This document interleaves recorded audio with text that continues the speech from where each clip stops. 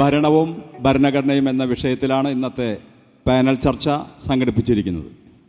ഈ സെഷനിൽ അധ്യക്ഷത വഹിക്കുന്നത് ഡോക്ടർ സെബാസ്റ്റ്യൻ പോളാണ്. ലോകസഭയിലും നിയമസഭയിലും എറണാകുളത്തെ പ്രതിനിധീകരിച്ച ജനപ്രതിനിധിയാണ് അദ്ദേഹം. മാധ്യമ പ്രവർത്തകൻ എന്ന നിലയിൽ അഖിലേന്ത്യാ പ്രശസ്തൻ, ജീവചരിത്രകാരൻ, പരിഭാഷകൻ എന്നീ നിലകളിൽ ശ്രദ്ധേയനായ ഡോക്ടർ സെബാസ്റ്റ്യൻ പോളിനെ പ്രഭാഷണത്തിനായി സാദരം ക്ഷണിക്കുന്നു. പ്രിയപ്പെട്ട സുഹൃത്തുക്കളെ, സഹോദരിമാരെ, സാഹിത്യ അക്കാദമിയുടെ ഈ സാഹിത്യോത്സവത്തിൽ പ്രധാനപ്പെട്ട പല വിഷയങ്ങളും സമകാലിക പ്രാധാന്യമുള്ള, മൗലിക പ്രാധാന്യമുള്ള വിഷയങ്ങൾ തന്നെയാണ് തിരഞ്ഞെടുത്തിരിക്കുന്നത്. അതിൽപ്പെട്ട ഒന്നാണ് ഭരണഘടനയും ഭരണവും എന്ന പേരിൽ ഇപ്പോൾ ഇവിടെ ആരംഭിക്കുന്ന ഈ സെഷൻ. ഭരണഘടനയെക്കുറിച്ച് ഭരണഘടന അറിയാവുന്ന പണ്ഡിതരും ജഡ്ജിമാരും അധ്യാപകരും അല്ലെങ്കിൽ ഭരണഘടന പഠിക്കുന്ന വിദ്യാർത്ഥികളും മാത്രമല്ല ഇപ്പോൾ ചർച്ച നടത്തിക്കൊണ്ടിരിക്കുന്നത്. ഭരണഘടന എല്ലാവരുടെയും വിഷയമായി മാറിയിരിക്കുകയാണ്. നമ്മുടെ ഭരണഘടനയുടെ സൃഷ്ടാക്കൾ ആര് എന്ന് ചോദിച്ചാൽ അതിൻ്റെ തുടക്കത്തിൽ തന്നെ അത് വ്യക്തമാക്കിയിട്ടുണ്ട്. We the people. ആര് നൽകിയ അധികാരം ഉപയോഗിച്ച് ഈ ഭരണഘടന തയ്യാറാക്കി എന്ന് ചോദിച്ചാൽ അതിനുള്ള ഉത്തരവും അതുതന്നെയാണ്. സ്വാതന്ത്ര്യപ്രാപ്തിക്ക് ശേഷം അല്ലെങ്കിൽ കൊളോണിയൽ വാഴ്ചയ്ക്ക് ശേഷം സ്വയം പരമാധികാരം കണ്ടെത്തുകയും പ്രഖ്യാപിക്കുകയും ചെയ്ത ഒരു ജനത. ആ ജനതയുടെ പരമാധികാരത്തിന് കീഴിലാണ് നമ്മുടെ ഭരണഘടന തയ്യാറാക്കപ്പെട്ടത്. ഭരണഘടന എന്തിനു വേണ്ടി എന്ന ചോദ്യം സ്വാഭാവികമായും ഉണ്ടാകാം. ഭരണഘടന ആ പേര് സൂചിപ്പിക്കുന്നത് പോലെ തന്നെ ഭരണത്തിൻ്റെ ഘടനയാണ്, ഭരണത്തിൻ്റെ സംവിധാനമാണ്. ഭരണഘടനയുടെ ഹിന്ദിയിൽ ഉപയോഗിക്കുന്ന വാക്ക് സംവിധാൻ എന്നാണ്. അപ്പോൾ അതാണ് പ്രധാനപ്പെട്ട ജോലി, പ്രധാനപ്പെട്ട കർത്തവ്യം. അതിനുവേണ്ടിയാണ് ഭരണഘടന നിർമ്മിക്കുന്നത്. എന്നാൽ അതിൽ അരാജകത്വം ഒഴിവാക്കി നിശ്ചിതമായ രീതിയിലൂടെ ഭരണ സംവിധാനം പ്രവർത്തിക്കുക, അതൊരു പ്രധാനപ്പെട്ട കാര്യം തന്നെയാണ്. പക്ഷെ നമ്മുടെ ഭരണഘടന അതിനേക്കാൾ ഉപരിയായി മറ്റു ചില കാര്യങ്ങൾ മുന്നോട്ട് വയ്ക്കുന്നുണ്ട്. ആ മൂല്യങ്ങൾ, നമ്മൾ ഉപയോഗിക്കുന്ന വാക്കതാണ് മൂല്യങ്ങൾ. മൂല്യം എന്ന് കേൾക്കുമ്പോൾ നമുക്കൊരു മതചിന്തയുണ്ടാവും. മതങ്ങളുമായി ബന്ധപ്പെട്ടാണ് മൂല്യങ്ങളെക്കുറിച്ച് സംസാരിക്കുന്നത് എന്ന് തോന്നാം. മതത്തെ സമ്പൂർണമായും ഒഴിവാക്കി മാറ്റി നിർത്തിക്കൊണ്ട് പ്രവർത്തിക്കുന്ന ഒന്നാണ് നമ്മുടെ ഭരണഘടന. അതുകൊണ്ടാണ് അതൊരു മതനിരപേക്ഷ ഭരണഘടനയാണ് എന്ന് പറയുന്നത്. പക്ഷേ ആ മതത്തെ മാറ്റി നിർത്തുമ്പോഴും ആ മതനിരാസത്തിനപ്പുറം ഭരണഘടനയ്ക്ക് മതാത്മകമായ വിശുദ്ധിയും ചൈതന്യവും ഉണ്ടാകുന്നത് മതങ്ങൾ അംഗീകരിക്കുന്ന മൂല്യങ്ങൾ ഇവിടെയും ഉൾപ്പെടുത്തിയിരിക്കുന്നു എന്നതുകൊണ്ടാണ്. ആ മൂല്യങ്ങളെ അടിസ്ഥാനമാക്കിയാണ് ഭരണഘടനാ ധാർമ്മികത, കോൺസ്റ്റിറ്റ്യൂഷണൽ മൊറാലിറ്റി തുടങ്ങിയ വാക്കുകളൊക്കെ ഉണ്ടായത്. ആ വാക്ക് ആദ്യം ഉപയോഗിച്ചത് അംബേദ്കർ തന്നെയായിരുന്നു, കോൺസ്റ്റിറ്റ്യൂഷണൽ മൊറാലിറ്റി എന്നുള്ളത്. അപ്പോൾ നമ്മുടെ ഭരണഘടനയുടെ വിശുദ്ധി അതിലാണ്. അത് റിപ്പബ്ലിക്കിൻ്റെ വിശുദ്ധ ഗ്രന്ഥമാണ്, വേദപുസ്തകമാണ് എന്നൊക്കെ പറയുന്നത് എല്ലാവരെയും ഉൾക്കൊള്ളുന്ന മാനവികമായ സമീപനം ഭരണഘടനയ്ക്ക് ഉള്ളതുകൊണ്ടാണ്. പ്രധാനപ്പെട്ട കാര്യവും അതുതന്നെയാണ്. ആ മൂല്യങ്ങളെന്ന് പറയുമ്പോൾ പ്രിയാമ്പിളിൽ പരാമർശിക്കുന്ന ചില വാക്കുകളുണ്ടല്ലോ. നീതി, സ്വാതന്ത്ര്യം, സമത്വം, സാഹോദര്യം, അന്തസ്സ്, dignity of the individual person. ഇതിനൊക്കെ ഈ ഓരോ വാക്കിനും വലിയ തോതിലുള്ള അർത്ഥമുണ്ട്, വലിയ തോതിൽ വ്യാഖ്യാനത്തിന് സാധ്യതയുണ്ട്, ചൈതന്യമുണ്ട്. അപ്പോൾ അവിടെയാണ് നമ്മുടെ ഭരണഘടനയുടെ മഹത്വം നിലകൊള്ളുന്നത്. പക്ഷെ നമ്മളിന്ന് ചർച്ച ചെയ്യുന്ന വിഷയം ഭരണഘടനയും ഭരണവും എന്നുള്ളതാണ്. ഭരണത്തിന് ഭരണഘടന എപ്രകാരം സഹായകമായിരിക്കുന്നു എന്നതാണ്. നമ്മുടെ ഭരണഘടന തയ്യാറാക്കപ്പെട്ടപ്പോൾ 75 വർഷം മുമ്പ്. അന്നത് ലോകത്തിൻ്റെ മുഴുവൻ വിസ്മയമായിരുന്നു. ജനാധിപത്യത്തിൽ യാതൊരു പരിചയവുമില്ലാത്ത ഒരു ജനത, വിദ്യാഭ്യാസമില്ലാത്ത ജനത, അധസ്ഥിതർ എന്ന നിലയിൽ ഗണ്യമായ ജനവിഭാഗം അടിച്ചമർത്തപ്പെടുകയും ആക്ഷേപിക്കപ്പെടുകയും അവകാശങ്ങൾ നിഷേധിക്കപ്പെടുന്ന അവസ്ഥയിൽ ജീവിക്കുകയും ഒക്കെ ചെയ്യുന്ന സാഹചര്യം. അങ്ങനെ ഒരു ആധുനിക 20-ാം നൂറ്റാണ്ടിലെ ആധുനികമായ ഒരു രാജ്യത്തിന് നിരക്കുന്ന യാതൊന്നും അന്ന് ഇന്ത്യയിലില്ലായിരുന്നു. നമ്മൾ സ്വാതന്ത്ര്യം പ്രാപിച്ചു. ആ സ്വാതന്ത്ര്യത്തിന് പ്രാപ്തിക്ക് ശേഷം ഒരു ഭരണഘടന നമ്മൾ തന്നെ സമ്മേളിച്ച് നമുക്ക് വേണ്ടി തയ്യാറാക്കുകയും ചെയ്തു. ഭരണഘടന തയ്യാറാക്കാൻ അതിനെക്കുറിച്ച് അറിവുള്ള പണ്ഡിതന്മാർ വേണം. അങ്ങനെയുള്ള ഒരു നല്ല കൂട്ടം ആളുകൾ നമ്മുടെ കോൺസ്റ്റിറ്റ്യൂവൻ്റ് അസംബ്ലിയിൽ ഉണ്ടായിരുന്നു.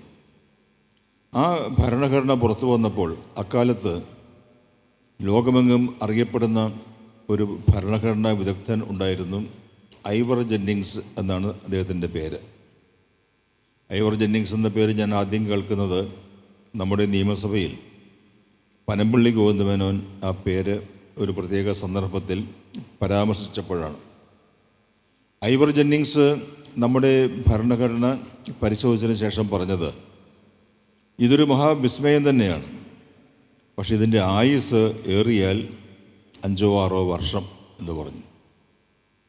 അതൊരു ദുസ്സൂചനയായിരുന്നു, പ്രവചനമായിരുന്നു. 5-6 വർഷം മാത്രം നിലനിൽക്കാൻ വിധിക്കപ്പെട്ട ഒന്നാണ് ഈ ഭരണഘടന എന്ന് ഐവർ ജെന്നിങ്സ് അന്ന് പറഞ്ഞപ്പോൾ നമുക്കൊക്കെ ഒരു ആശങ്കയുണ്ടായി.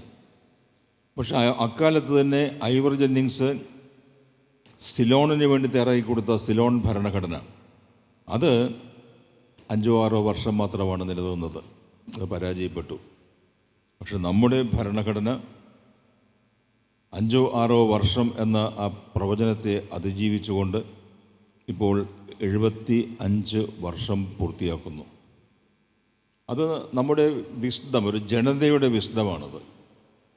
ഒരു ജനതയുടെ നിശ്ചയദാർഢ്യമാണ് നമുക്കത് സാധിച്ചു എന്നുള്ളത്.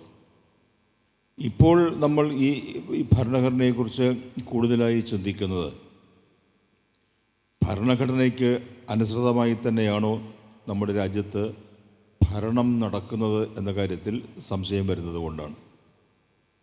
ഭരണഘടന മുന്നോട്ട് വയ്ക്കുന്ന മൂല്യങ്ങൾ, സനാതനം എന്ന വാക്ക് അവിടെ ഉപയോഗിച്ചാലും അതിൽ യാതൊരു തെറ്റുമില്ല. നമ്മൾ സനാതനം എന്നത് മതചിന്തകൾക്ക് വേണ്ടി മാത്രമായി മാറ്റിവെക്കേണ്ട വാക്കല്ല. ആ സനാതനം എന്ന് വിശേഷിപ്പിക്കാവുന്ന മൂല്യങ്ങൾ, ഞാൻ സൂചിപ്പിച്ചതുപോലെ മതങ്ങളുമായി നമ്മുടെ ഭരണഘടനയെ അടുപ്പിക്കുന്നത് ഈ മൂല്യങ്ങളുടെ പ്രഖ്യാപന നിമിത്തമാണ്. മാനവികത, ഹ്യൂമനിസം എന്നൊക്കെ പറയില്ലേ, ആ മാനവികതയുടെ ചൈതന്യത്തിലാണ് നമ്മുടെ ഭരണഘടന പ്രശോഭിക്കുന്നത്. അപ്പോൾ അങ്ങനെയുള്ള അവസ്ഥയിൽ ഭരണം നടക്കേണ്ടത് ഭരണഘടനയ്ക്കനുസരിച്ചാണ്, നിയമം നിർമ്മിക്കേണ്ടത് ഭരണഘടനയ്ക്കനുസരിച്ചാണ്, കോടതികൾ വിധി പറയേണ്ടത് ഭരണഘടനയ്ക്കനുസരിച്ചാണ്. എല്ലാവരും ഭരണഘടനയെ അനുസരിക്കാൻ, ഭരണഘടനയ്ക്ക് അനുസൃതമായി പ്രവർത്തിക്കാൻ ബാധ്യസ്ഥരാണ്. അതൊരു നമ്മുടെ ബാധ്യതയാണത്. നമ്മൾ സ്വയം ഏറ്റെടുത്തതും സ്വയം ഏൽപ്പിച്ചതുമായ ബാധ്യതയാണത്. ഭരണഘടനാ വിധേയമായി ജീവിക്കുക, ഭരണഘടനാ വിധേയമായി ഭരണഘടനയ്ക്ക് അനുസൃതമായി ചിന്തിക്കുകയും പ്രവർത്തിക്കുകയും ചെയ്യുക. നമ്മുടെ ഭരണ സംവിധാനത്തിന് 3 വിഭാഗങ്ങളുണ്ടെന്ന് നമുക്കറിയാം. എക്സിക്യൂട്ടീവ് ഉണ്ട്, ലെജിസ്ലേച്ചറുണ്ട്, ജുഡീഷ്യറി ഉണ്ട്. അങ്ങനെ 3 വിഭാഗം എന്ന് പറഞ്ഞാൽ മൊണ്ടേസ്ക്യൂ എന്ന ഫ്രഞ്ച് ചിന്തകൻ ആണ് അങ്ങനെ ഒരു ആശയം മുന്നോട്ട് വെച്ചത്. അധികാരം ഒരിടത്ത് കേന്ദ്രീകരിക്കുന്നതിന് പകരം 3ആയി അത് വിഭജിക്കപ്പെടുക. ആ 3 വിഭാഗങ്ങളും തമ്മിൽ അങ്ങോട്ടും ഇങ്ങോട്ടും ചില പരിശോധനകൾ നടക്കുന്നുണ്ട്.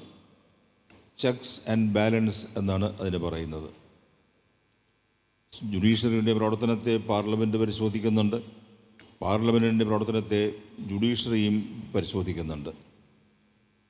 ആ പരിശോധനയ്ക്ക് എക്സിക്യൂട്ടീവും വിധേയമാണ്.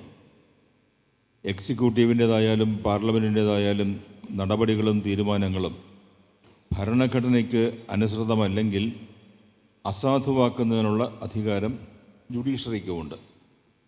ജുഡീഷ്യൽ റിവ്യൂ എന്നാണ് ആ സംവിധാനത്തിന് നമ്മൾ നൽകിയിരിക്കുന്ന പേര്. അപ്പോൾ അപ്രകാരം എല്ലാ കാര്യങ്ങളും ഭരണഘടനയ്ക്ക് അനുസൃതമായി, ഭരണഘടനയ്ക്ക് വിധേയമായി, ഭരണഘടനയാൽ സാധൂകരിക്കപ്പെടുന്ന രീതിയിൽ തന്നെയാണോ നടക്കുന്നത്?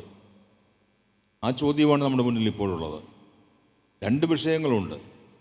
ഒന്ന്, ഐവർ ജെന്നിങ്സ് അന്ന് പ്രവചിച്ച ആ കാര്യം, ഈ ഭരണഘടനയ്ക്ക് ദീർഘായുസ്സില്ല എന്ന പ്രവചനം. അത് അന്ന് നടന്നില്ലെങ്കിലും, ആ പ്രവചനം പാഴായിപ്പോയെങ്കിലും ഇപ്പോൾ നമ്മുടെ ഭരണഘടനയുടെ ആയുസ്സിനെക്കുറിച്ച് പലർക്കും സംശയം ഉണ്ടായി തുടങ്ങിയിരിക്കുന്ന അവസ്ഥയാണ്. എത്ര കാലം ഈ ഭരണഘടന ഇങ്ങനെ നിൽക്കും? ഈ ഭരണഘടനയല്ല നമുക്ക് വേണ്ടത്, നമുക്ക് അനുയോജ്യമായിട്ടുള്ളത് എന്ന ചിന്ത രാജ്യം ഭരിക്കുന്നവർ തന്നെ പ്രചരിപ്പിക്കുകയാണ്. അവർക്ക് പുതിയ ഒരു ഭരണഘടന വേണം. ആ പുതിയ ഭരണഘടന എങ്ങനെയായിരിക്കണം എന്നത് കാര്യത്തിലും അവർ ചില സൂചനകൾ വ്യക്തമായി തന്നെ നൽകിയിട്ടുണ്ട്. മനുസ്മൃതിയിൽ അധിഷ്ഠിതമായ, അത്രി തുടങ്ങിയവരുടെ സംഹിതകളിൽ അധിഷ്ഠിതമായ ഒരു ഭരണഘടന. അതിനൊരു കരട് രൂപം തന്നെ കുറച്ച് മാസങ്ങൾക്ക് മുമ്പ് പുറത്തിറങ്ങുകയുണ്ടായി. ആ ഭരണഘടനയിൽ, പുതുതായി എഴുതപ്പെടുന്ന ഭരണഘടനയെ അടിസ്ഥാനമാക്കി പുതിയ രാഷ്ട്ര സംവിധാനം, അത് 2025 എന്ന് വെച്ചാൽ അടുത്ത വർഷം സ്ഥാപിതമാകും എന്ന് തന്നെയാണ് അവർ പറയുന്നത്. 2024 ഈ വർഷത്തെ, ഇക്കൊല്ലത്തെ തെരഞ്ഞെടുപ്പിന് ശേഷം എന്തെല്ലാം സംഭവിക്കും എന്ന് നമുക്ക് പറയാൻ കഴിയില്ല.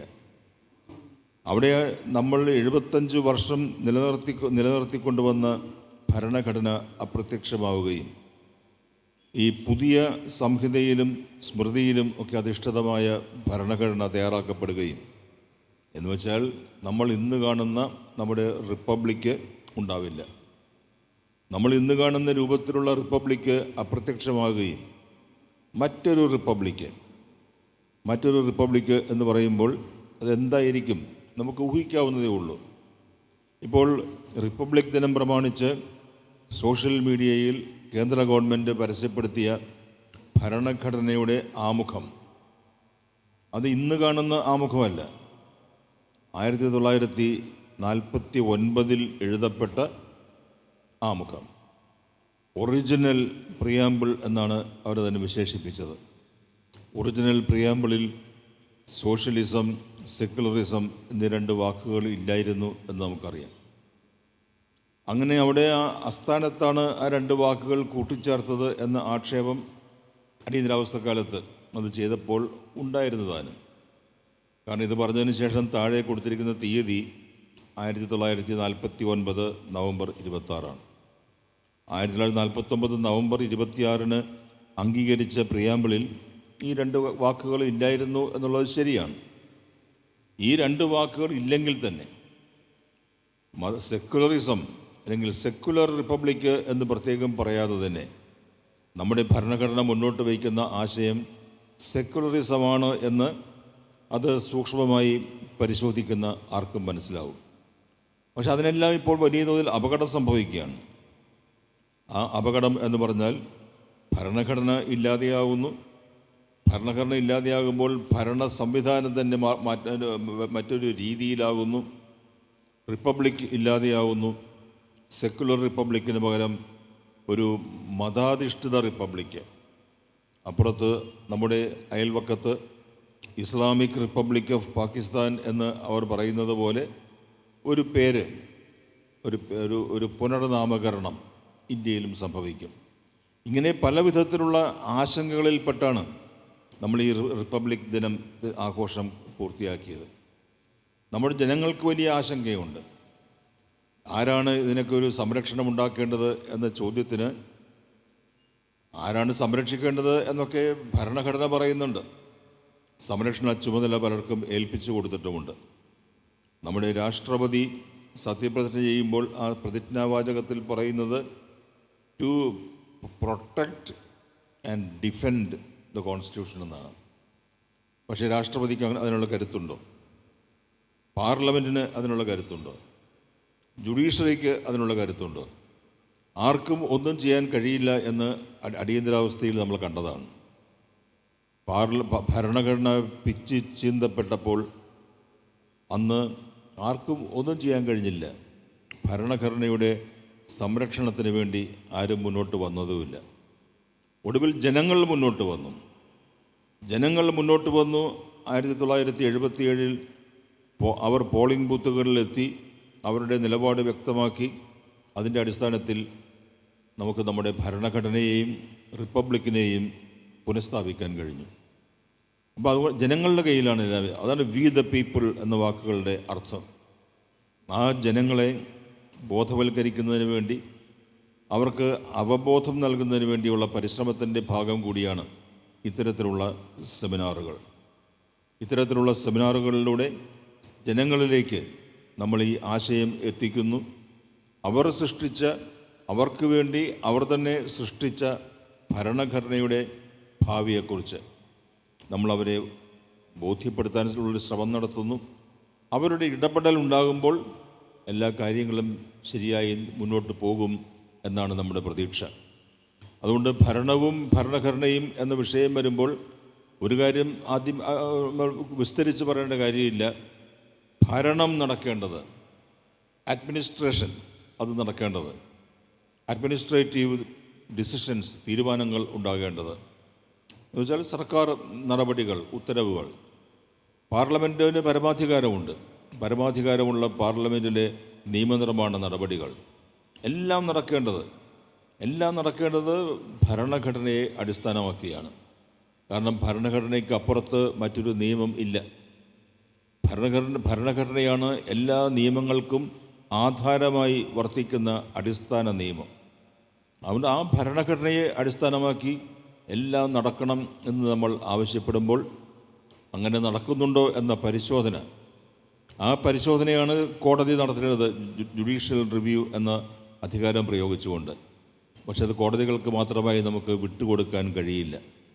നമ്മുടെ ഉത്തരവാദിത്തമാണ്. നമ്മൾ വി ദ പീപ്പിൾ ആണ് ഭരണഘടനയുടെ യജമാനന്മാരും ഉടമസ്ഥരും എങ്കിൽ അത് എങ്ങനെയാണ് ഈ കാര്യങ്ങളൊക്കെ മുന്നോട്ട് പോകുന്നത് എന്ന് പരിശോധിക്കുന്നതിനുള്ള ഉത്തരവാദിത്വം നമുക്കുണ്ട്.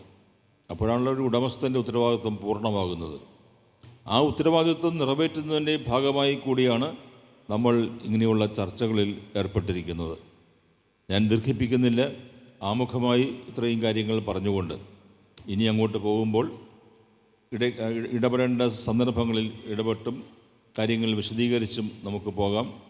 എൻ്റെ 2 സഹപാനലിസ്റ്റുകൾ ഇപ്പോൾ ഈ വേദിയിലുണ്ട്. അവരിൽ നിന്നുകൂടി നമുക്ക് അഭിപ്രായങ്ങൾ അറിയുന്നതിനുള്ള അവസരമുണ്ടാകണം.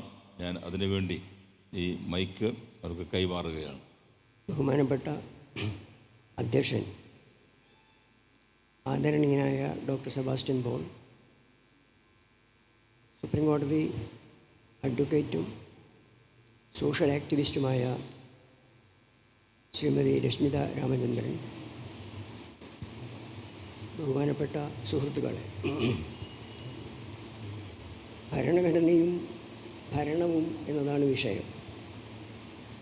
അതിൻ്റെ പൊതുസ്വഭാവത്തെക്കുറിച്ചും അതിൻ്റെ പ്രവർത്തനത്തിൽ സംഭവിച്ച വൈകല്യങ്ങളെക്കുറിച്ചും കൃത്യമായ ഇടപെടലുകളിലൂടെ ഭരണഘടനയെ അട്ടിമറിക്കാൻ നടക്കുന്ന ശ്രമങ്ങളെക്കുറിച്ചും വളരെ ചുരുക്കി കൃത്യമായി ഡോക്ടർ സെബാസ്റ്റ്യൻ പോൾ ഇവിടെ പറഞ്ഞു കഴിഞ്ഞു.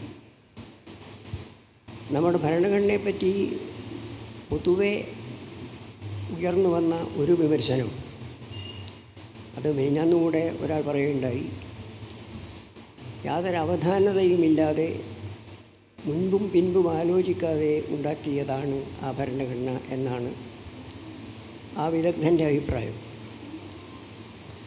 പക്ഷേ അത് ശരിയല്ല എന്ന് മാത്രമല്ല, വസ്തുതാപരമായി നിലനിൽക്കുന്ന ഒരു വാദവുമല്ല. നിങ്ങൾക്ക് പലർക്കും അറിയാവുന്നതുപോലെ ഇന്ത്യൻ ഭരണഘടനയുടെ നിർമ്മാണ സഭ, കോൺസ്റ്റിറ്റ്യൂവൻ്റ് അസംബ്ലി, ഭരണഘടനാ നിർമ്മാണ സഭയുടെ രൂപീകരണം 1946 ജൂലൈയിലാണ് തുടങ്ങുന്നത്. അന്ന് കോൺസ്റ്റിറ്റ്യൂവൻ്റ് അസംബ്ലിയിൽ 385 അംഗങ്ങൾ ഉണ്ടായിരുന്നു. കാരണം അന്ന് പാകിസ്ഥാനും ഇന്ത്യയുടെ ഭാഗമായിരുന്നു. വിഭജനത്തിന് ശേഷം അംഗസംഖ്യ 298 ചുരുങ്ങി. 46 ഡിസംബർ 9 ആദ്യ യോഗം സച്ചിദാനന്ദ സിൻഹ താൽക്കാലിക അധ്യക്ഷനായിക്കൊണ്ട് നടന്നു. 1946 ഡിസംബർ 11 നമ്മുടെ ഇന്ത്യൻ യൂണിയൻ്റെ ആദ്യത്തെ പ്രസിഡൻ്റായ പ്രഗത്ഭ സ്വാതന്ത്ര്യ സമര സേനാനിയും നിയമവിദഗ്ധനുമൊക്കെയായ ഡോക്ടർ രാജേന്ദ്ര പ്രസാദ് സ്ഥിരാധ്യക്ഷനായി ചാർജ് എടുത്തു. ഭരണഘടനാ നിർമ്മാണ സമിതി ആദ്യം ചെയ്തത് നിരവധി കമ്മിറ്റികൾ ഉണ്ടാക്കുകയാണ്. അതിലെ ഏറ്റവും പ്രധാനപ്പെട്ട ഡ്രാഫ്റ്റിംഗ് കമ്മിറ്റിയുടെ ചെയർമാൻ നിങ്ങൾക്കെല്ലാം അറിയാവുന്നതുപോലെ ഡോക്ടർ BR അംബേദ്കർ ആയിരുന്നു. അംബേദ്കർ ഉണ്ടാക്കിയ ഈ ഭരണഘടന വലുപ്പം കൊണ്ട് ലോകത്തിലെ ഏറ്റവും നീളം കൂടിയ ഭരണഘടനയെന്നാണ് പറയുന്നത്. 8 ഷെഡ്യൂളുകളും 395 ആർട്ടിക്കിളുകളും തുടക്കത്തിൽ ഈ ഭരണഘടനയ്ക്ക് ഉണ്ടായിരുന്നു. ഇവിടെ സെബാസ്റ്റ്യൻ പോൾ സൂചിപ്പിച്ചതുപോലെ ആ ഭരണഘടനയുടെ പ്രമുഖമായ ലക്ഷ്യം രാജ്യത്തെ പുരോഗമനത്തിലേക്ക് നയിക്കുക, രാജ്യത്തിൻ്റെ അഖണ്ഡത കാത്തുസൂക്ഷിക്കുക, ഇവയായിരുന്നു അതിൻ്റെ പ്രഥമ ലക്ഷ്യം. 46 ഡിസംബർ 1900 മൈക്ക് ചെറിയത് ഇവിടെ വെച്ച് തരണം സ്റ്റാൻഡ്. എന്നാലും വേണ്ടില്ല. 1946 ഡിസംബറിനും 49 ഡിസംബറിനും ഇടയിലാണ് ഭരണഘടനാ നിർമ്മാണത്തിൻ്റെ പ്രവർത്തനം നടന്നത്. കൃത്യമായി പറഞ്ഞാൽ 2 വർഷം 11 മാസം 18 ദിവസം. ഈ 3 വർഷക്കാലത്ത് നിരന്തരമായ ചർച്ചയും സംവാദങ്ങളും വാദപ്രതിവാദങ്ങളും ആക്ഷേപങ്ങളും ഒക്കെ നടന്നതിന് ശേഷമാണ് ഭരണഘടന രൂപം കൊണ്ടത്. അതുകൊണ്ട് ഇപ്പോൾ ചില പണ്ഡിതന്മാർ സൂചിപ്പിക്കുന്നത് പോലെ അനവധാനത മൂലം എന്തൊക്കെയോ ഉണ്ടാക്കിയതല്ല ഭരണഘടന. ആ ഭരണഘടന ഉണ്ടാക്കിയ സന്ദർഭവും വളരെ പ്രധാനമാണ്. വാസ്തവത്തിൽ ഇങ്ങനെ ഒരു ഭരണഘടന ഉണ്ടാക്കാൻ ഒട്ടും ഒരു അന്തരീക്ഷമല്ല നിലനിന്നത്. സ്വാതന്ത്ര്യം കിട്ടുന്നതിന് തൊട്ടു മുമ്പ് നടന്ന ഇന്ത്യ വിഭജനവും അതിനെ തുടർന്ന് നടന്ന കൂട്ടക്കൊലയും 5.25 ലക്ഷമെന്ന് അനൗദ്യോഗികവും 2.25 ലക്ഷമെന്ന് ഔദ്യോഗിക പക്ഷവും പറയുന്നത്ര ആളുകളാണ് ഇന്ത്യ രാജ്യത്തിൻ്റെ സ്വാതന്ത്ര്യത്തിന് തൊട്ടു മുമ്പുള്ള 1 വർഷത്തിൽ ഇന്ത്യയിൽ കൊല്ലപ്പെട്ടത്. ഹോളോകാസ്റ്റ് എന്നും ജനോസൈഡ് എന്നൊക്കെ ചരിത്രകാരന്മാർ പറയുന്ന ആ എന്താ പറയുക അതിമാരകമായ സംഭവം, അതിനെപ്പറ്റിയുള്ള ഇന്ന് ധാരാളം പുസ്തകങ്ങൾ നമുക്ക് അവൈലബിളാണ്. Penderel Moon divide and quit, Urvashi ഭട്ടാലിയയുടെ other side of the silence തുടങ്ങിയിട്ടുള്ള ഗ്രന്ഥങ്ങൾ വായിച്ചാൽ സാധാരണഗതിയിൽ കണ്ണിൽ നിന്ന് ചോര പൊടിയാതെ ഒരാൾക്ക് അത് വായിക്കാൻ സാധ്യമല്ല. 2.25 ലക്ഷം ആളുകളുടെ കുരുതിക്ക് ശേഷമാണ് സ്വാതന്ത്ര്യത്തിൻ്റെ സ്വതന്ത്രമായ സൂര്യോദയം ഇന്ത്യയിൽ കിട്ടിയത്. അതിൻ്റെ ഭീകരത മനസ്സിലാക്കണമെങ്കിൽ സ്വാതന്ത്ര്യദിനത്തിൻ്റെ 1ാം ആഘോഷ ദിനത്തിൽ, അതായത് ജവഹർലാൽ നെഹ്റു യൂണിയൻ ജാക്ക് അഴിച്ചുമാറ്റി ഇന്ത്യയുടെ പുരോഗതിയുടെയും സാർവത്രികമായ വളർച്ചയുടെയും ഒക്കെ പ്രതീകമായ ത്രിവർണ്ണ പതാക ഉയർത്തുമ്പോൾ രാജ്യത്തിനോടായി ചെയ്ത ഒരു പ്രസംഗമുണ്ട്. 200 കൊല്ലത്തെ അടിമത്തത്തിൽ നിന്നും പുതിയ ഒരു ഭാരതം ഉയർന്നു വരുന്നതിൻ്റെയും ആ ഭാരതത്തിൻ്റെ പ്രതീക്ഷകളും സ്വാതന്ത്ര്യ സമരത്തിൻ്റെ പാരമ്പര്യവും അത് ഉൾക്കൊള്ളുന്ന ആശയങ്ങളും സവിസ്തരമായി പ്രതിപാദിക്കുന്ന ആ പ്രസംഗം ലോകോത്തരമായ 5-10 പ്രസംഗങ്ങൾ എടുത്താൽ അതിലൊന്നാണ്. പക്ഷേ ആ വിശ്വാസം തകർന്നത് എപ്പോഴാണ്? ആ സന്ദർഭത്തിൽ പോലും മഹാത്മാഗാന്ധി എവിടെയായിരുന്നു എന്നായിരുന്നു ലോകം മുഴുവൻ ശ്രദ്ധിച്ചുകൊണ്ടിരുന്നത്. ആരൊക്കെ എന്തൊക്കെ പറഞ്ഞാലും, രാഷ്ട്രീയപരമായ അഭിപ്രായ വ്യത്യാസങ്ങൾ ഉണ്ടായാലും, ഇന്ത്യൻ സ്വാതന്ത്ര്യ സമരവുമായി ബന്ധപ്പെടുത്തി ഒരാളുടെ പേരെ പറയാവൂ എന്ന് പറഞ്ഞാൽ അത് അസംബന്ധമാണ് എന്ന് വേണമെങ്കിൽ നമുക്ക് വാദിച്ച് നിൽക്കാം.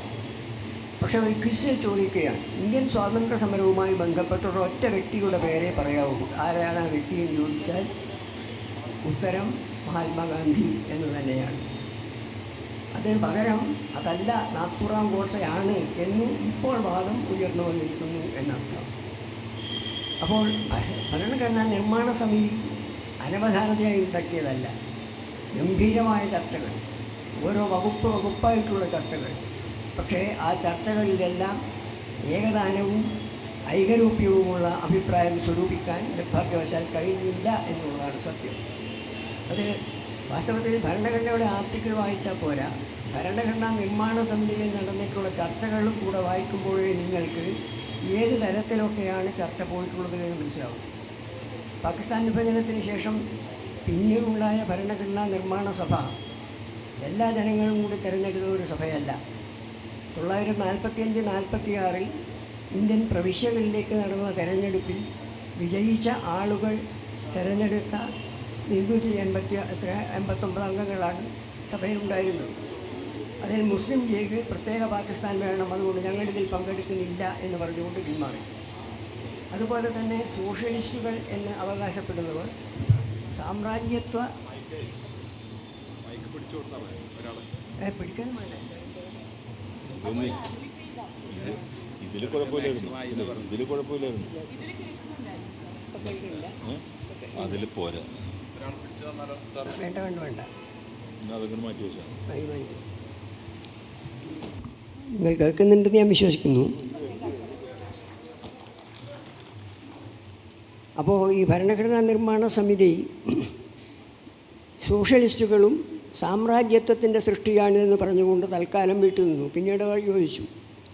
അപ്പോൾ അതിലുണ്ടായിരുന്ന അംഗങ്ങളിൽ 89% കോൺഗ്രസ്സുകാരായിരുന്നു, അല്ലെങ്കിൽ കോൺഗ്രസ് എന്ന രാഷ്ട്രീയ കക്ഷികളുടെ പ്രതിനിധികളായിരുന്നു എന്നർത്ഥം. പ്രവിശ്യകളിലേക്ക് നടന്ന തെരഞ്ഞെടുപ്പിൽ ബഹുഭൂരിപക്ഷം സീറ്റും ഇന്ത്യൻ നാഷണൽ കോൺഗ്രസ്സാണ് നേടിയത് അന്നത്തെ പശ്ചാത്തലത്തിൽ.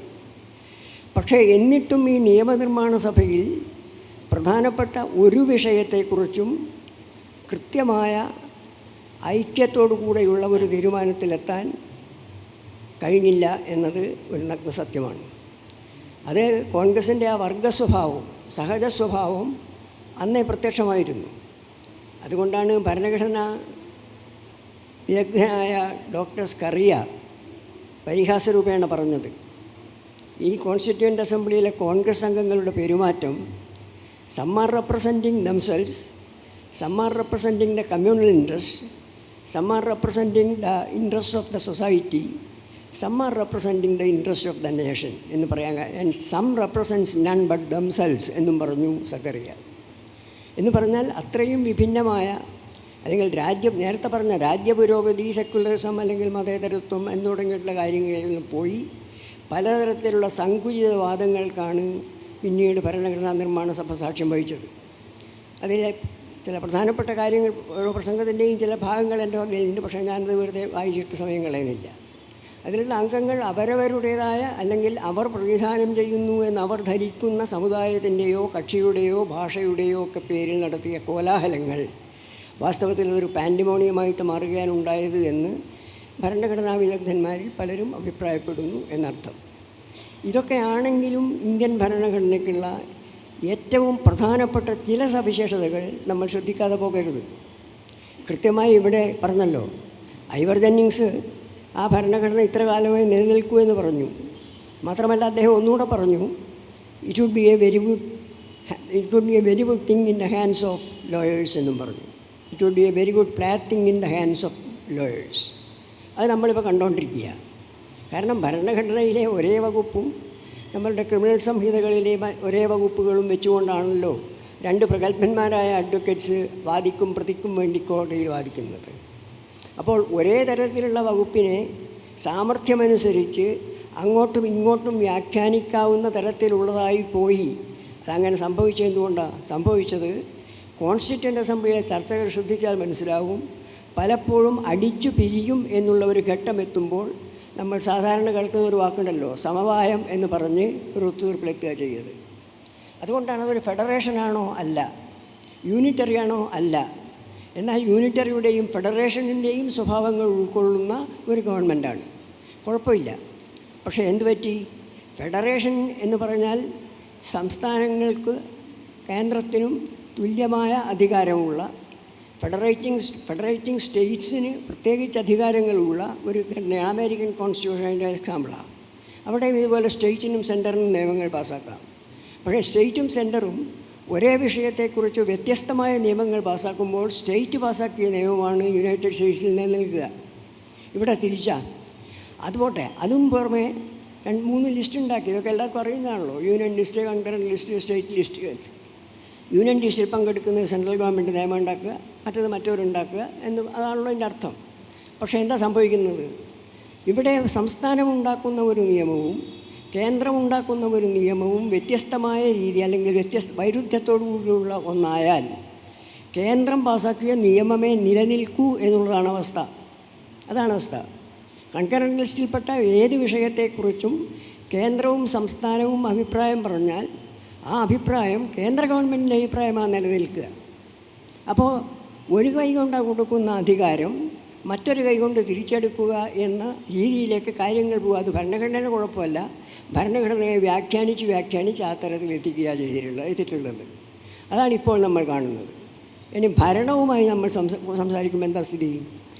ഭരണഘടന അനുസരിച്ചായിരിക്കണം ഭരണം, ഭരണഘടനയെ സംരക്ഷിക്കുന്നതായിരിക്കണം ഭരണകർത്താക്കളുടെ ഉത്തരവാദിത്വം, ഭരണഘടനയുടെ മൗലിക സ്വഭാവം മാറ്റിമറിക്കുന്നതാവരുത് എന്നൊക്കെയാണ് പൊതുവെ പറയുക, അല്ലെങ്കിൽ ധരിച്ചു വെച്ചിട്ടുള്ളത്. ശരിയാണ്.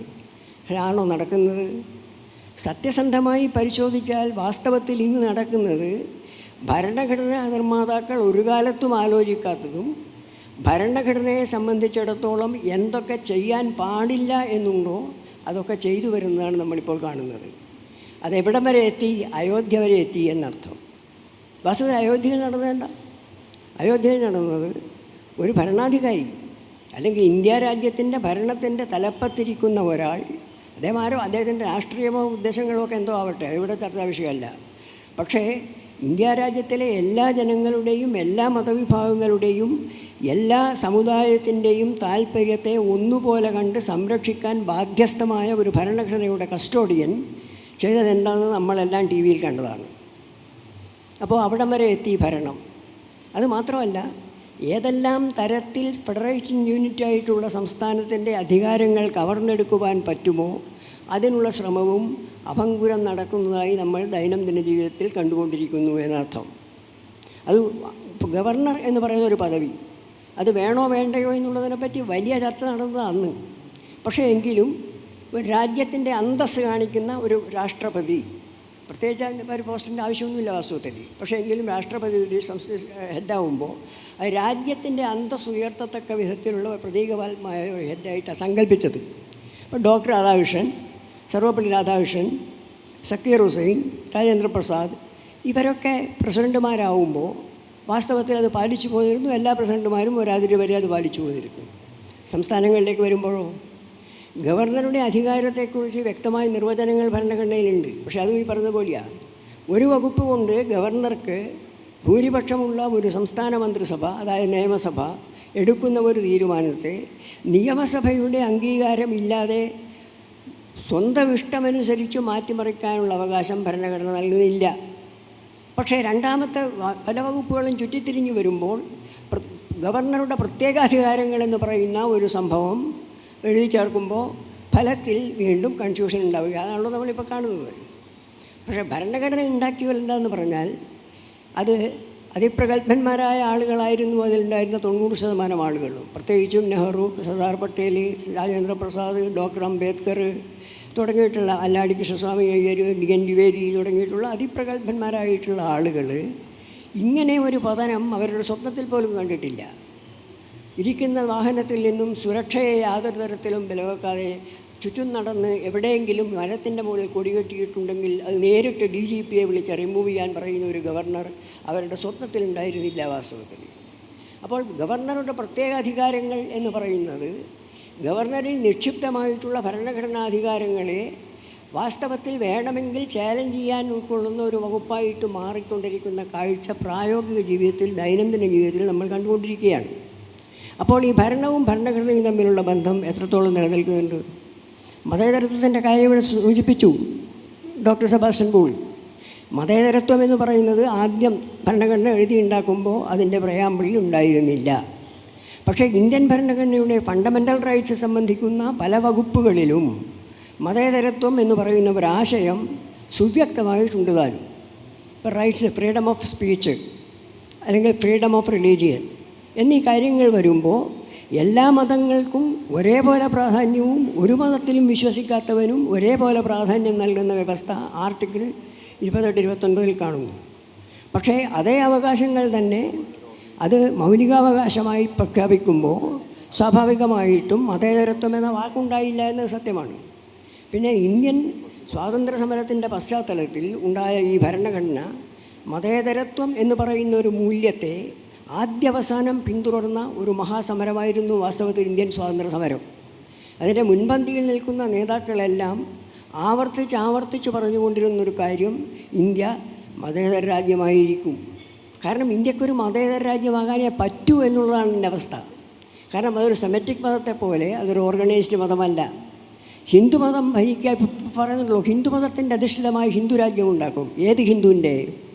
ഹിന്ദു എന്ന് പറഞ്ഞാൽ ഒന്നല്ല, വാദത്തിന് പറയാമെങ്കിലും ബ്രാഹ്മണൻ്റെ ഹിന്ദുവും പറയൻ്റെ ഹിന്ദുവും ഇന്ത്യയിലോ കേരളത്തിലോ ഒന്നാണെന്ന് മേനി പറയാമെന്നല്ലാതെ വാസ്തവത്തിലാണോ? ഇവിടെ ഹിന്ദു എന്ന് പറഞ്ഞു കഴിഞ്ഞാൽ ഈഴവൻ്റെ ഹിന്ദുവും ക്രിസ്ത്യാനി പുലയൻ്റെ ഹിന്ദുവും പറയൻ്റെ ഹിന്ദുവും ബ്രാഹ്മണൻ്റെ ഹിന്ദുവും ഭട്ടതിരിയുടെ ഹിന്ദുവും ഇതെല്ലാം പ്രത്യേക ഹിന്ദുക്കളാണ് പ്രായോഗികമായ അവസ്ഥയിൽ വരുമ്പോൾ. അപ്പോൾ ഹിന്ദുമതത്തിൻ്റെ അല്ലെങ്കിൽ ഹിന്ദുമതം എന്ന് പറയുന്ന ആ ഒരു സംസ്കാരത്തിൻ്റെ അല്ലെങ്കിൽ ആ ഒരു ജീവിത രീതിയുടെ പ്രത്യേകത കൊണ്ടാണ് ആവുന്നത്. അവരെ എല്ലാവരെയും ഉൾക്കൊള്ളുന്ന അതിഗംഭീരമായ ഒരു സഹിഷ്ണുതാ ബോധം ഹിന്ദുമതത്തിനുണ്ടായിരുന്നു. ഹിന്ദുമതം എന്ന് പറഞ്ഞാൽ ഇവർ പറയുന്ന ഹിന്ദുമതമല്ല. അത് വിവേകാനന്ദൻ വളരെ വ്യക്തമായി 100 സ്ഥലത്ത് വ്യക്തമാക്കിയിട്ടുള്ളതാണ്.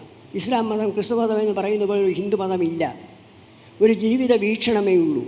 ആ വീക്ഷണമാകട്ടെ ഏതാണ്ട് 5000 കൊല്ലത്തെ ഇന്ത്യൻ സംസ്കാരത്തിൻ്റെ സംസ്കൃതിയിലൂടെ ഉയർന്നു വന്നതാണ് എന്ന ഒരു വാചകം 100 സ്ഥലങ്ങളിലായിട്ട് വിവേകാനന്ദ സർവസ്വം വായിച്ചാൽ നിങ്ങൾക്ക് മനസ്സിലാവും. അപ്പോൾ സ്വാഭാവികമായിട്ടും അതാണ് ഹിന്ദുമതം.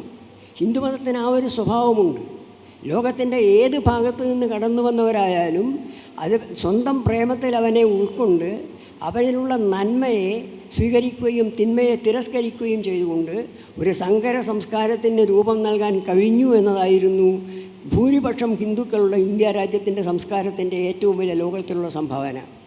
ആ ഒരു പ്രത്യേകത കണ്ടുകൊണ്ടാണ് ലോകപ്രസിദ്ധ ചരിത്രകാരനായ A.L. Basham wonder that was India എന്ന് പറയുന്നത്.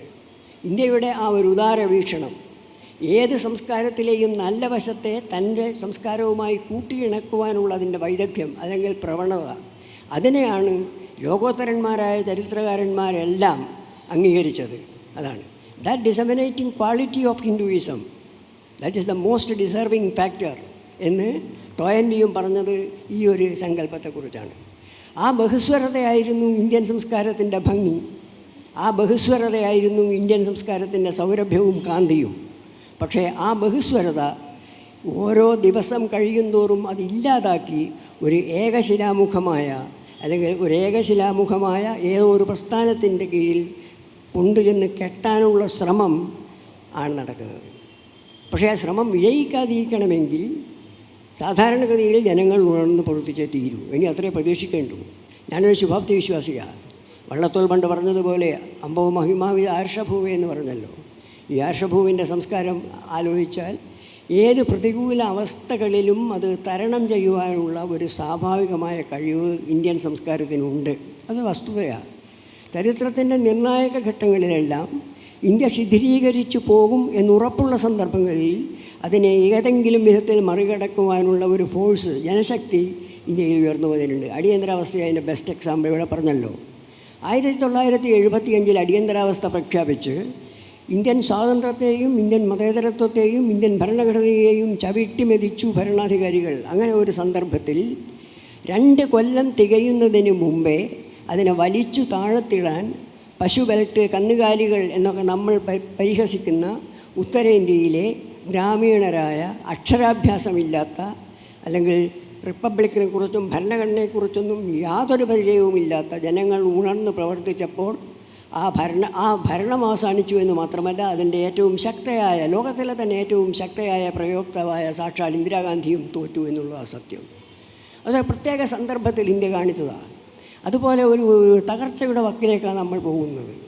ഭരണഘടനയുടെ എല്ലാ മൂല്യങ്ങളെയും തകർത്തുകൊണ്ട് ഏതാണ്ട് ഒരു ഏകശിലാരൂപത്തിലുള്ള ഒരു പ്രത്യേക മതം, അല്ലെങ്കിൽ ഹിന്ദുമതം, അവരുടെ വ്യാഖ്യാനത്തിനനുസരിച്ചുള്ളൊരു ഹിന്ദുമതം, അവരുടെ വ്യാഖ്യാനത്തിനനുസരിച്ചുള്ള രാമൻ, അവരുടെ വ്യാഖ്യാനത്തിനനുസരിച്ചുള്ള കൃഷ്ണൻ, അങ്ങനെ ഓരോ ദൈവസങ്കല്പങ്ങളെപ്പോലും തങ്ങളുടെ രാഷ്ട്രീയ താല്പര്യങ്ങൾക്ക് അനുസൃതമായി വളർത്തിക്കൊണ്ടുവരുവാനുള്ള ഗൂഢമായ ശ്രമം അണിയറയിൽ തീവ്രമായി നടക്കുമ്പോൾ അതിനെ പ്രതിഷേധിച്ച് നിർത്തുവാൻ, അതിനെതിരായി പ്രതികരിച്ച് ഈ ഇന്ത്യൻ സംസ്കാരത്തിൻ്റെ മഹിമാവിശേഷത്തെ ഉയർത്തിപ്പിടിക്കുവാൻ ഈ നാട്ടിലെ ബഹുജനങ്ങൾക്ക് മാത്രമേ ഇനി സാധിക്കൂ എന്ന് മാത്രമാണുള്ളത്.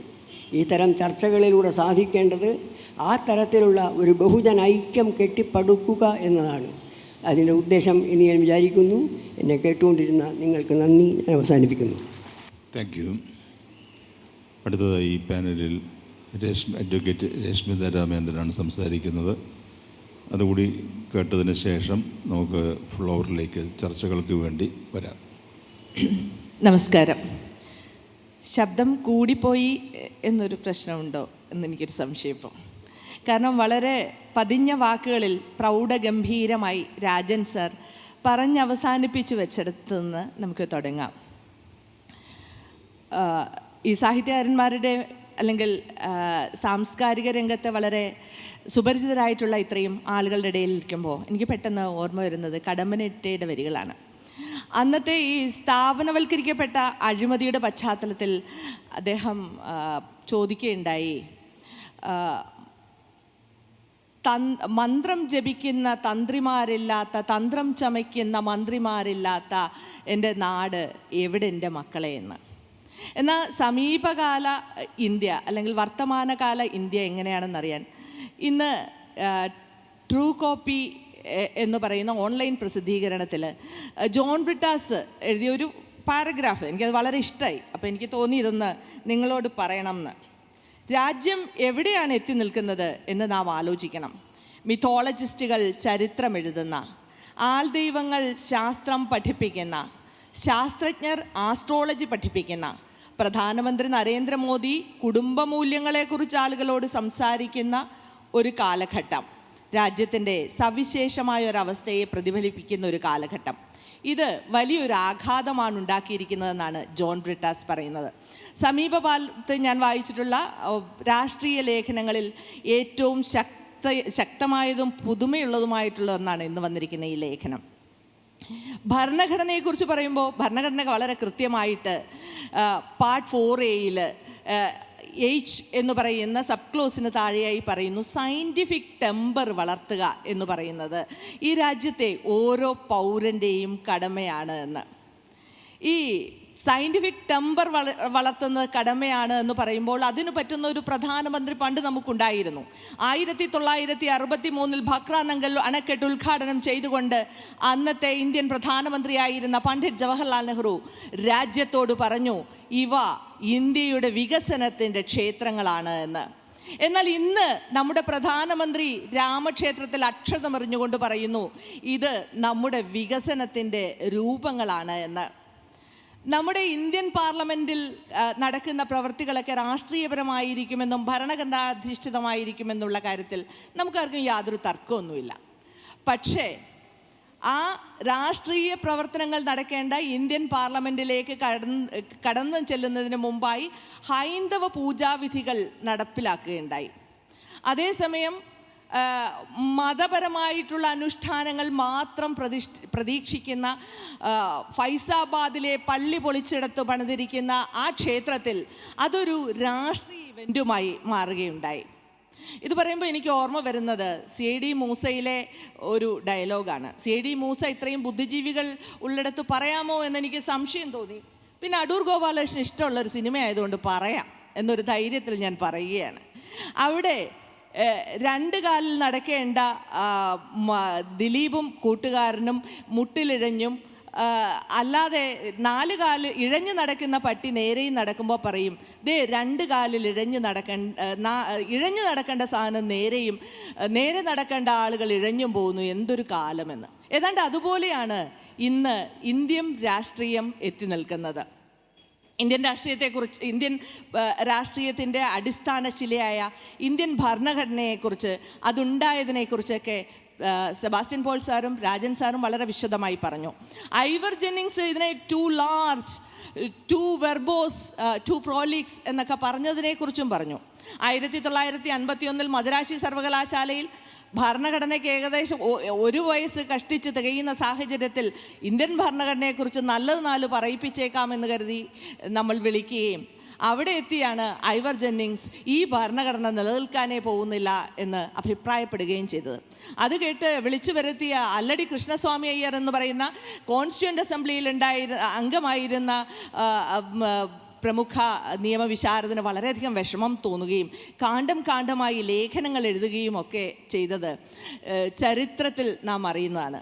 പിന്നീട് സെബാസ്റ്റ്യൻ പോൾ സാർ പറഞ്ഞ പോലെ 1960 എന്നാൽ പിന്നെ ഇത്രയൊക്കെ അഭിപ്രായം പറഞ്ഞ ഒരു മനുഷ്യനല്ലേ എന്ന് ഓർത്ത് തൊട്ട അയൽ രാജ്യമായിട്ടുള്ള സിലോൺ ഇനി ഞങ്ങൾ തന്നെ ഉണ്ടാക്കിയിട്ട് ഐവർ ജെന്നിങ്സ് ഒന്നും പറയണ്ട എന്ന് കരുതിയിട്ട് ഐവർ ജെന്നിങ്സിനെ വിളിച്ചൊരു ഭരണഘടന ഉണ്ടാക്കുകയും അങ്ങനെ ഔട്ട്സോഴ്സ് ചെയ്ത് കിട്ടിയ ഭരണഘടന കേവലം 6 വർഷം മാത്രം നിലനിൽക്കുകയും ചെയ്തു എന്ന് നമുക്കറിയാം. ഇങ്ങനെ ഈ ചില ഭരണഘടനകൾ 6 വർഷം നിൽക്കുകയും ചില ഭരണഘടനകൾ 1 വർഷം കൊണ്ട് എക്സ്പയറി ഡേറ്റ് എടുക്കുകയും ചിലത് 10-20 വർഷം പോവുകയും ചിലത് 50-ൽ പരം വർഷങ്ങൾ പോവുകയും ചെയ്യുന്നത് എന്താണെന്നുള്ളതിനെക്കുറിച്ച് ചിക്കാഗോ സർവകലാശാലയിൽ അടുത്ത കാലത്ത് ഒരു പഠനം നടത്തുകയുണ്ടായി. തോമസ് ജിൻസ്ബർഗും സാഖറയും ജെയിംസ് എന്ന് പറയുന്ന ഒരു മുഴുവൻ പേര് ഞാൻ ഓർക്കുന്നില്ല, ഇങ്ങനെ 3 പേര് നടത്തിയ പഠനങ്ങളിൽ 1789 മുതൽ 2006 വരെ ലോകത്തുണ്ടായിട്ടുള്ള ഏകദേശം 792ഓളം ഭരണഘടനകളെ വിധേയമാക്കി. 1789 ഉണ്ടായത് നമുക്കറിയാം ഏതാണെന്ന്, അമേരിക്കൻ ഭരണഘടന. 2006 ഇറാഖിലും തായ്ലൻഡിലും നേപ്പാളിലുമൊക്കെ ഭരണഘടനകൾ ഉണ്ടായി. അപ്പം അങ്ങനെ പഠനം നടത്തിയപ്പോൾ അവർ കണ്ടെത്തിയൊരു വസ്തുത, ലോകത്ത് ഈ എഴുതിയ ഭരണഘടനകൾക്കൊക്കെ ഉള്ള ഒരു ആവറേജ് ആയുസ് എന്ന് പറയുന്നത് 17 വർഷമാണെന്നാണ്. അതായത് ഈ 17-ൽ നിന്ന് മധുര 17-ൽ നിന്ന് 18-ലേക്ക് കടക്കുന്നത് 19% ഭരണഘടനകളും ഈ 17 വർഷം കഴിയുമ്പോൾ നശിച്ചു പോവുകയാണ് ചെയ്യുന്നത്. ജനിച്ച് പിറ്റേ വർഷം തന്നെ ചാപിള്ളകളായി പോകുന്ന, അല്ലെങ്കിൽ പിറവിയിൽ തന്നെ ബാലാരിഷ്ടതകളോടുകൂടി മരിക്കുന്ന, 1 വർഷം 2 വർഷമൊക്കെ തികയ്ക്കുന്നത് 7% ഭരണഘടനകളാണ്. 50 ഭരണഘടനകൾ മാത്രമേ ഇന്ന് വരെ 192 ഭരണഘടനകളാണ് ഇന്ന് ഈ പറയുന്ന 17 വർഷം തന്നെ കടന്നിട്ടുള്ളത്. 50 വർഷം പിന്നിട്ട ഭരണഘടന ഏകദേശം 19%മേ ഉള്ളൂ. അപ്പോൾ എന്തായിരിക്കും ഇങ്ങനെ ചില ഭരണഘടനകൾ നിലനിൽക്കുകയും ചില ഭരണഘടനകൾ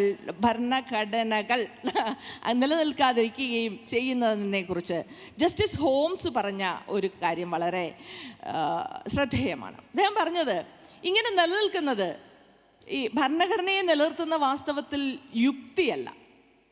യുക്തിയല്ലെങ്കിൽ പിന്നെന്താപ്പാ? ഭരണഘടനയെ നിലനിർത്തുന്നത് അനുഭവ പരിചയങ്ങളാണ്, എക്സ്പീരിയൻസുകളാണ്. എന്ത് എക്സ്പീരിയൻസാണ് ഈ ഭരണഘടനയെ നിലനിർത്താനുള്ളത്? ഭരണഘടനയെ നിലനിർത്തുന്ന എക്സ്പീരിയൻസ് എന്ന് പറയുന്നത്, ഏതൊരു സാഹചര്യമാണോ ഈ ഭരണഘടനയിലേക്ക് ഒരു ജനതയെ നടത്തി നീക്കിയത്, ഏതൊരു സാഹചര്യമാണോ അതിന് ഉള്ള എല്ലാ പ്രതിബന്ധങ്ങളെയും അതിജീവിക്കുവാൻ അവരെ സഹായിച്ചത്, ആ സാഹചര്യങ്ങളുടെ പരിചയമാണ്, ആ സാമൂഹ്യ അന്തരീക്ഷത്തോടുള്ള പരിചയം മാത്രമാണ് ഈ ഭരണഘടനകളെ നിലനിർത്തുന്നത് എന്നാണ്. ഇന്ത്യയിൽ എന്തായിരുന്നു അങ്ങനെയൊരു സാഹചര്യം? ഇന്ത്യയിലുണ്ടായ അങ്ങനെയൊരു സാഹചര്യം എന്ന് പറയുന്നത് നൂറ്റാണ്ടുകൾ നീണ്ട ബ്രിട്ടീഷ് ഭരണത്തിൽ നിന്ന് മോചനം നേടുവാൻ ഇന്ത്യ നടത്തിയ സഹനമായ സ്വാതന്ത്ര്യ സമരമായിരുന്നു. ഈ സ്വാതന്ത്ര്യ സമരത്തിൽ നമ്മൾ നേരിട്ട ഓരോ പ്രശ്നങ്ങളുമായിരുന്നു. ഇത് മനസ്സിലാക്കണമെങ്കിൽ സ്വാതന്ത്ര്യ സമരം പോകുന്ന ഒരു ജാഥയുടെ മുമ്പിൽ, അല്ലെങ്കിൽ ജാഥയുടെ പിന്നിൽ, അല്ലെങ്കിൽ ആ ജാഥ കാണാൻ വഴിവെക്കിൽ എവിടെയെങ്കിലും, അല്ലെങ്കിൽ സ്വാതന്ത്ര്യ സമര സമയത്ത് പോലീസുകാർ തല്ലുന്നത് കണ്ട് രസിക്കാനെങ്കിലും ആ വഴിയിൽ പോയി നിന്നെങ്കിൽ മാത്രമേ ഈ സാഹചര്യം എന്ത് എന്ന് മനസ്സിലാവുകയുള്ളൂ. അപ്പോൾ ഈ സാഹചര്യങ്ങൾ 1947 ഓഗസ്റ്റ് 15 സ്വാതന്ത്ര്യം കിട്ടുമെന്നറിഞ്ഞിട്ട് തലേ ദിവസം ഉറങ്ങാൻ കിടന്നപ്പോൾ അതിന് അരമണിക്കൂർ മുമ്പ് നെഹ്റുവും ഗാന്ധിയും ഒക്കെ കൂടെ ആലോചിച്ചോർത്തെടുത്തതല്ല, മറിച്ച് ഈ ദേശീയ പ്രസ്ഥാനത്തിൻ്റെ വളർച്ചയുടെ ഇടയ്ക്ക് ഓരോ ദിവസവും ഉരുവിട്ട് വന്നതാണ്. ഇപ്പോൾ അതിനെക്കുറിച്ച് 1924 സെപ്റ്റംബർ മാസം 7 മഹാത്മാഗാന്ധി നവജീവനിൽ എഴുതി, ഈ സർക്കാരിനെതിരെ എന്തെങ്കിലും പറഞ്ഞാൽ തന്നെ രാജ്യദ്രോഹം എന്നാണ് പറയുന്നത്. അതായത് ബ്രിട്ടീഷ് സർക്കാരിനെതിരെ മഹാത്മാഗാന്ധി എന്തെങ്കിലും പറഞ്ഞാൽ അപ്പോഴൊക്കെ സെഡീഷൻ ചാർജ് ചാർത്തുമായിരുന്നു. അതുകൊണ്ടാണ് പറഞ്ഞത് ഈ സർക്കാരിനെതിരെ എന്തെങ്കിലും പറഞ്ഞാൽ തന്നെ രാജ്യദ്രോഹം എന്നാണ് പറയുന്നത്. അതുകൊണ്ട് തന്നെ ആളുകൾ ഒന്നും പറയാതെ മിണ്ടാതെ ഇരിക്കുന്നു.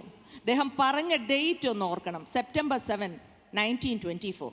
ഇന്ന് നമ്മൾ നിൽക്കുന്നത് 2024 100 വർഷം കഴിഞ്ഞിട്ട് ഇന്നൊരു ദിവസം ഗാന്ധിജി ഉണർന്നെഴുന്നേറ്റ് വരികയാണെങ്കിൽ അപ്പോഴും ഗാന്ധിജിക്ക് പറയാൻ മാത്രം പ്രസക്തമായ ഒരു സാമൂഹിക സാഹചര്യം ഇവിടെ ഉണ്ട് എന്നുള്ളത് അതീവ ഖേദകരമായ വസ്തുതയാണ്. 1925 ജനുവരി മാസം 29 മഹാത്മാഗാന്ധി യങ് ഇന്ത്യയിൽ എഴുതി.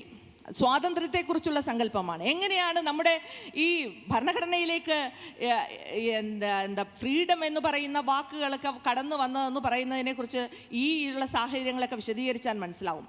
സ്വാതന്ത്ര്യം എന്ന് പറയുന്ന ഏതാനും ചില ഇന്ത്യക്കാരുടെ കയ്യിലേക്ക് അധികാരം വരുന്നതല്ല, മറിച്ച് ഈ വരുന്ന അധികാരം കയ്യിൽ കിട്ടിയ ആളുകൾ അത് ദുർവിനിയോഗം ചെയ്യുമ്പോൾ അതിനെതിരെ എതിർക്കുവാൻ ഇവിടുത്തെ ജനതയ്ക്കുണ്ടാകുന്ന കരുത്തിനെയാണ് സ്വാതന്ത്ര്യം എന്ന് പറയുന്നതെന്നാണ്.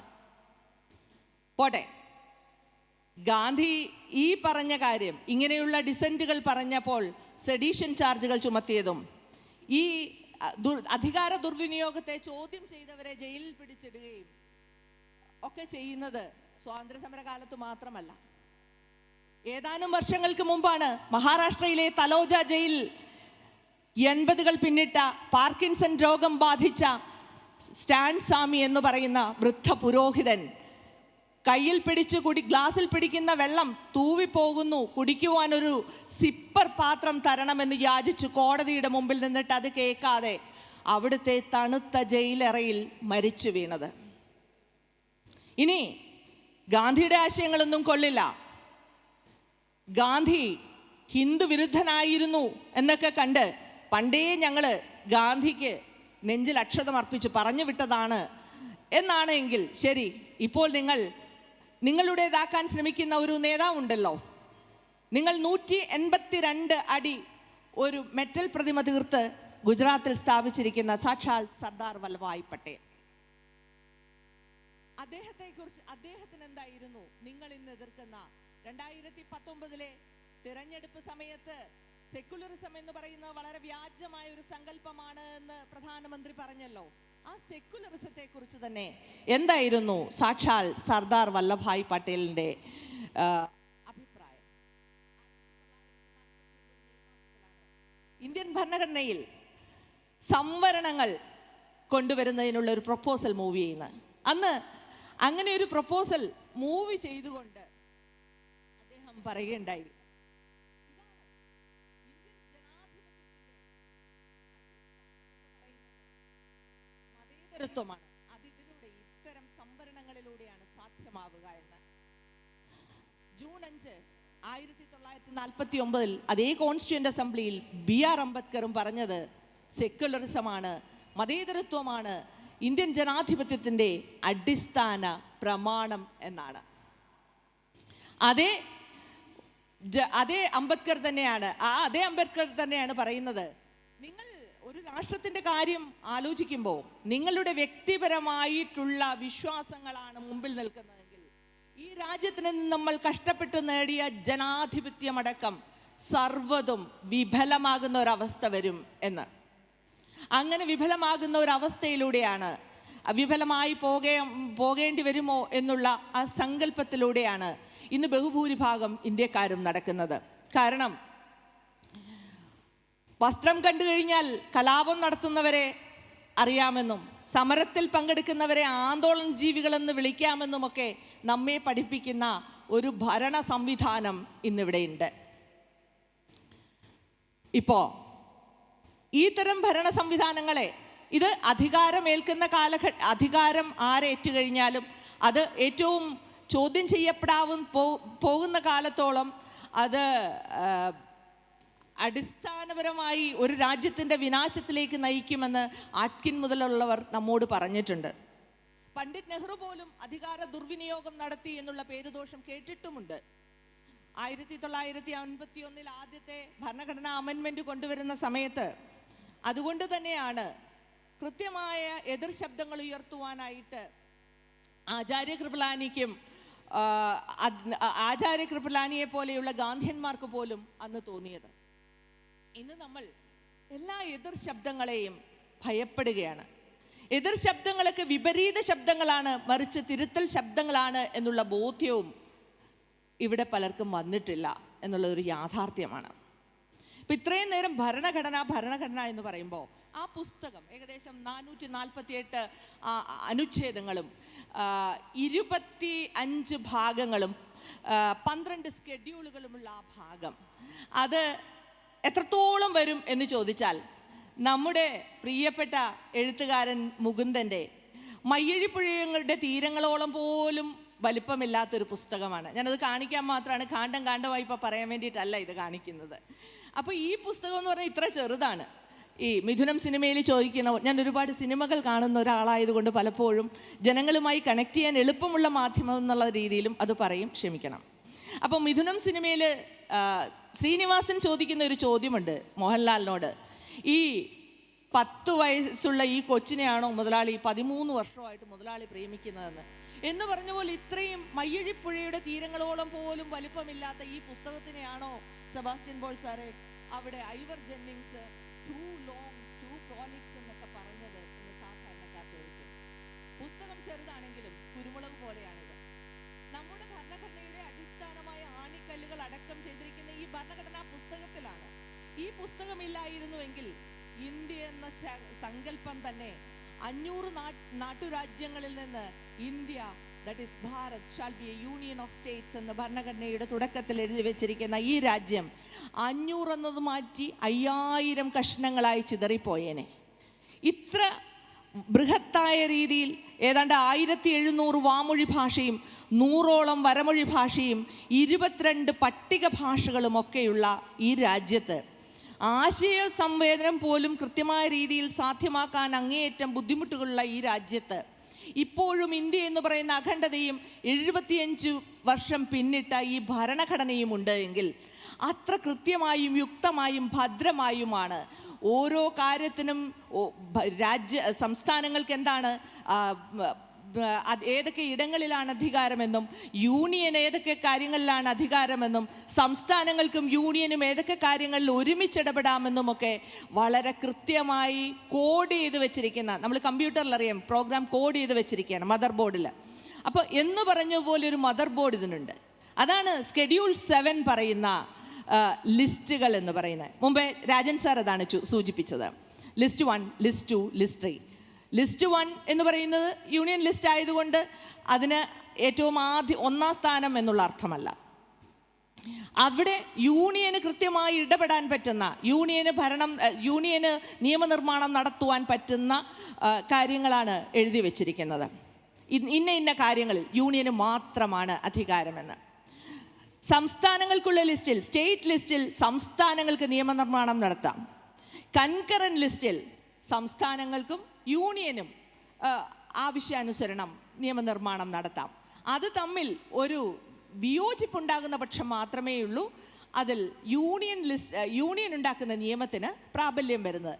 എന്നാൽ സംസ്ഥാനത്തിന് അധികാരം ലിസ്റ്റിൽ കൊടുത്തിരിക്കുന്ന ഇടങ്ങളിൽ യൂണിയൻ അധികാരം കൊടുത്തിരിക്കുന്ന ഇടങ്ങളിൽ സംസ്ഥാനത്തിനോ കയറി അധികാരം ചെലുത്തി നിയമനിർമ്മാണം നടത്തുവാൻ സാധിക്കുകയില്ല. തങ്ങൾക്ക് നിയമനിർമ്മാണം നടത്തുവാൻ ലഭിച്ചിരിക്കുന്ന ഇടങ്ങളിലൊക്കെ അതാത് സംസ്ഥാനങ്ങൾ പാട്ടക്കുടിയാന്മാരല്ല, മറിച്ച് അവർക്ക് പരിപൂർണ അധികാരമുള്ള റിപ്പബ്ലിക്കുകൾ തന്നെയാണെന്നാണ് SR ബൊമ്മയുടെ സംക്ഷിപ്തം തന്നെ നമ്മളോട് പറയുന്നത്. അപ്പോൾ ഇങ്ങനെയൊക്കെ വളരെ മനോഹരമാക്കി തീർത്ത ഭരണഘടനയെ, നമ്മുടെ ഭരണത്തിൻ്റെ അലകും പിടിയും ഉയർപ്പിച്ച് നിർത്തിയിരിക്കുന്ന ഭരണഘടനയുടെ കഴുക്കോലും അടിസ്ഥാന ശിലകളും ഊരിയെടുത്തു മാറ്റുവാനായി സമീപകാലത്ത് ചില നീക്കങ്ങളൊക്കെ നടക്കുന്നുണ്ട്. ആ നീക്കങ്ങളെ നമുക്കൊരിക്കലും എടുത്തു മാറ്റുവാൻ, ഈ നീക്കങ്ങളെ ചെറുത്തു നിൽക്കുവാൻ സാധിക്കില്ല എന്ന് ആരെങ്കിലും കരുതുന്നുണ്ടെങ്കിൽ അത് അങ്ങേയറ്റം തെറ്റാണെന്ന് ഹോംസ് പറഞ്ഞതുപോലെ അനുഭവത്തിന്റെ വെളിച്ചത്തിൽ തന്നെ നമുക്ക് മനസ്സിലാക്കാൻ സാധിക്കും. ഇതിലും വലിയ പെരുന്നാൾ വന്നിട്ട് വാപ്പ പള്ളി പോയിട്ടില്ല എന്ന് പറയില്ലേ? ഇപ്പൊ വാപ്പയ്ക്ക് പോകാൻ പള്ളിയില്ല. പക്ഷെ എന്നാലും ഇതിലും വലിയ ബ്രിട്ടീഷ് സാമ്രാജ്യം വന്നിട്ട് നമ്മൾ അതിനെ ചെറുത്തു തോപ്പിച്ചില്ലേ? വലിയ പാറ്റന്റ് ടാങ്കുകളുമായി ഇൻഡസ്ട്രിയൽ റിവല്യൂഷൻ്റെ എല്ലാവിധ ആഘോഷങ്ങളുമായിട്ട് വന്ന ഒരു വലിയ സൂര്യനുറങ്ങാത്ത നാടിനെ നമ്മൾ ഇവിടുന്ന് പാതിരാത്രിക്ക് കപ്പൽ കയറ്റി ഓടിച്ചില്ലേ? എമർജൻസി എന്ന് പറഞ്ഞുകൊണ്ട് ഇവിടുത്തെ കിരാത നിയമങ്ങൾ നടപ്പിലാക്കി ഇവിടുത്തെ രാഷ്ട്രീയക്കാരെയും സാംസ്കാരിക സാഹിത്യ പ്രവർത്തകരെയും ഒക്കെ തുറുങ്കലടച്ചിട്ടും ആ തുറുങ്കലുകളിൽ നിന്ന് ഹസരത് മൊഹാനി നമുക്ക് തന്ന ഇൻക്വിലാബ് സിന്ദാബാദ് എന്ന മുദ്രാവാക്യം ഉയർത്തി നമ്മൾ പുറത്തേക്ക് വന്നില്ലേ? അങ്ങനെയൊക്കെ വന്നിട്ടുണ്ട് എങ്കിൽ ഇവിടെ ഇത്രയും ഇന്ത്യയിൽ ഈ ഫാഷിസം ആദ്യമായി കടന്നു വരുന്നു എന്ന് തോന്നിയപ്പോൾ തന്നെ നമ്മുടെ സാഹിത്യകാരന്മാരും സാംസ്കാരിക നായകന്മാരും ഒക്കെ ഒരു മിനിറ്റ് പോലും ആലോചനയില്ലാതെ തങ്ങൾക്ക് കേന്ദ്ര സർക്കാർ തന്നിയ സമ്മാനങ്ങൾ കൊണ്ട് അവിടെ അക്കാഡമിയുടെ പടിവാതിൽക്കൽ വെച്ചിട്ട് യാതൊരു പശ്ചാത്താപവും ഇല്ലാതെ മടങ്ങിയില്ലേ? അങ്ങനെയൊക്കെ മടങ്ങുവാൻ നമുക്ക് സാധിച്ചിട്ടുണ്ട് എങ്കിൽ, അങ്ങനെയൊക്കെ തോൽപ്പിക്കുവാൻ നമുക്ക് സാധിച്ചിട്ടുണ്ട് എങ്കിൽ ഈ കാലഘട്ടത്തെയും നമ്മൾ മറികടക്കുക തന്നെ ചെയ്യും. ഇവിടെ അങ്ങനെ മറികടക്കാനുള്ള സമരങ്ങൾക്കിടയിൽ ഉയർന്നു കേൾക്കുന്ന ഒരു മുദ്രാവാക്യം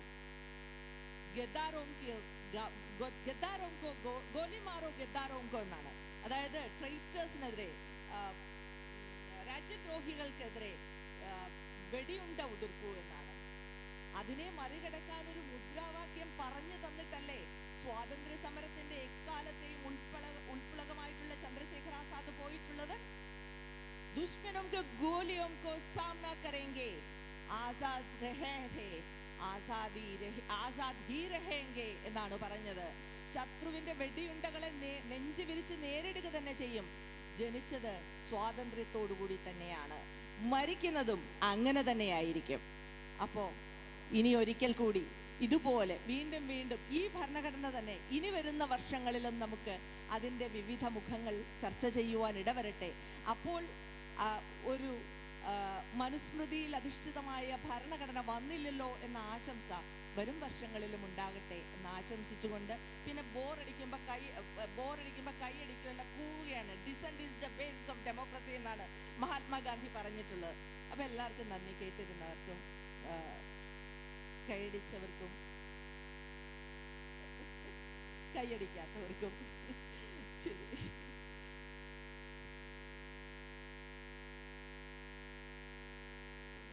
വിഷയത്തെ മുൻനിർത്തി 3 പ്രഭാഷണങ്ങൾ നിങ്ങളിപ്പോൾ കേട്ട് കഴിഞ്ഞു. സമയത്തിൻ്റെ പരിമിതി മനസ്സിലുള്ളത് കൊണ്ടാണ് ഞങ്ങൾ അതിദീർഘമായി സംസാരിക്കാതിരുന്നത്. മാത്രമല്ല, ഈ പരിപാടിയുടെ ഒരു ക്രമം അനുസരിച്ച് ഈ ആമുഖ ഭാഷണങ്ങൾക്ക് ശേഷം സദസ്സിൻ്റെ ഊഴമാണ്, നിങ്ങൾക്കുള്ള സമയമാണ്. ഈ വിഷയത്തിൽ ഞങ്ങളെക്കാൾ ഉത്കണ്ഠ ഉണ്ടായിരിക്കേണ്ടതും ഉള്ളതും ആയത് നിങ്ങൾ തന്നെയാണ്. അതുകൊണ്ട് നിങ്ങളിൽ നിന്ന് പ്രസക്തമായ ചോദ്യങ്ങൾ ചോദിക്കുന്നു, അഭിപ്രായങ്ങൾ കേൾക്കാൻ ഞാൻ താല്പര്യപ്പെടുന്നു. അതിനെ അടിസ്ഥാനമാക്കി നമുക്ക് ഈ ചർച്ച മുന്നോട്ട് കൊണ്ടുപോകാം.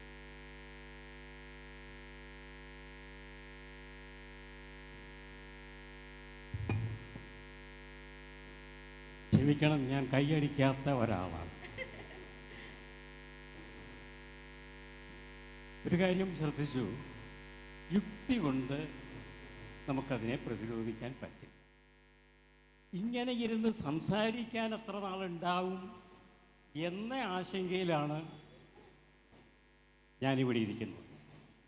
അതിന് അധികം ഒരു പക്ഷേ അടുത്ത ഇലക്ഷനോടുകൂടി ഒരു തീർപ്പാകും എന്ന ആശങ്കയും ഉണ്ട്. ഞാൻ ബാംഗ്ലൂരിൽ നിന്ന് വന്നതാണ്. അപ്പോൾ ഈ ഭരണഘടന ഒരു വായന എന്നൊരു പുസ്തകം, 2 ലക്ഷം കോപ്പികൾ വിറ്റഴിഞ്ഞ ഒരു പുസ്തകം ജസ്റ്റിസ് നാഗവൻ ദാസ് രചിച്ചു.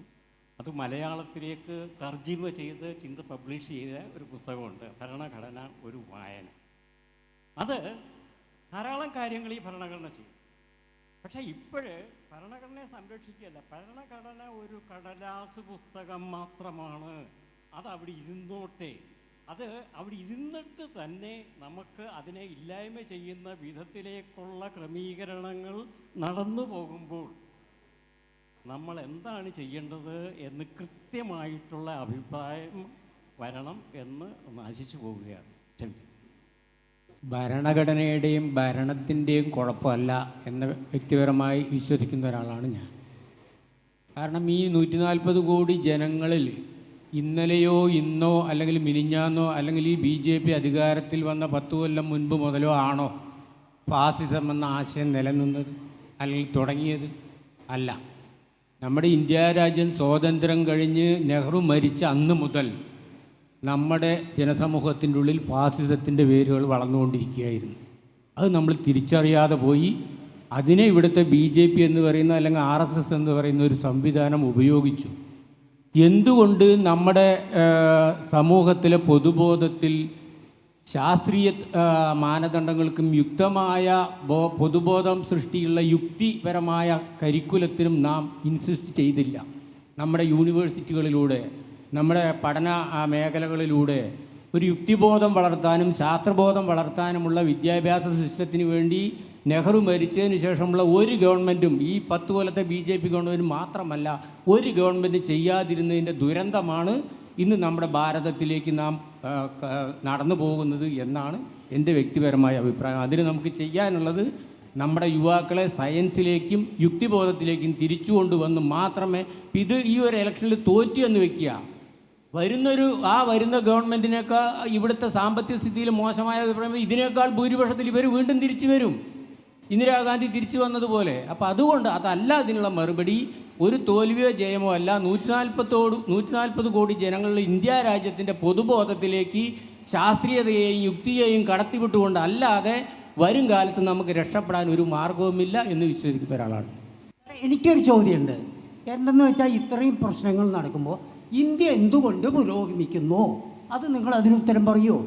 അതിനെനിക്ക് ഉത്തരം വേണം. എന്തുകൊണ്ട് ഇത്രയും ജനങ്ങളുണ്ടായിട്ട്, കോടാനുകോടി 130-132 കോടി ജനങ്ങളുണ്ടായിട്ട് ഇന്ത്യ എന്തുകൊണ്ട് ഇപ്പോൾ പുരോഗമിക്കുന്നു 10 വർഷത്തിനുള്ളിൽ? അത് പറയും.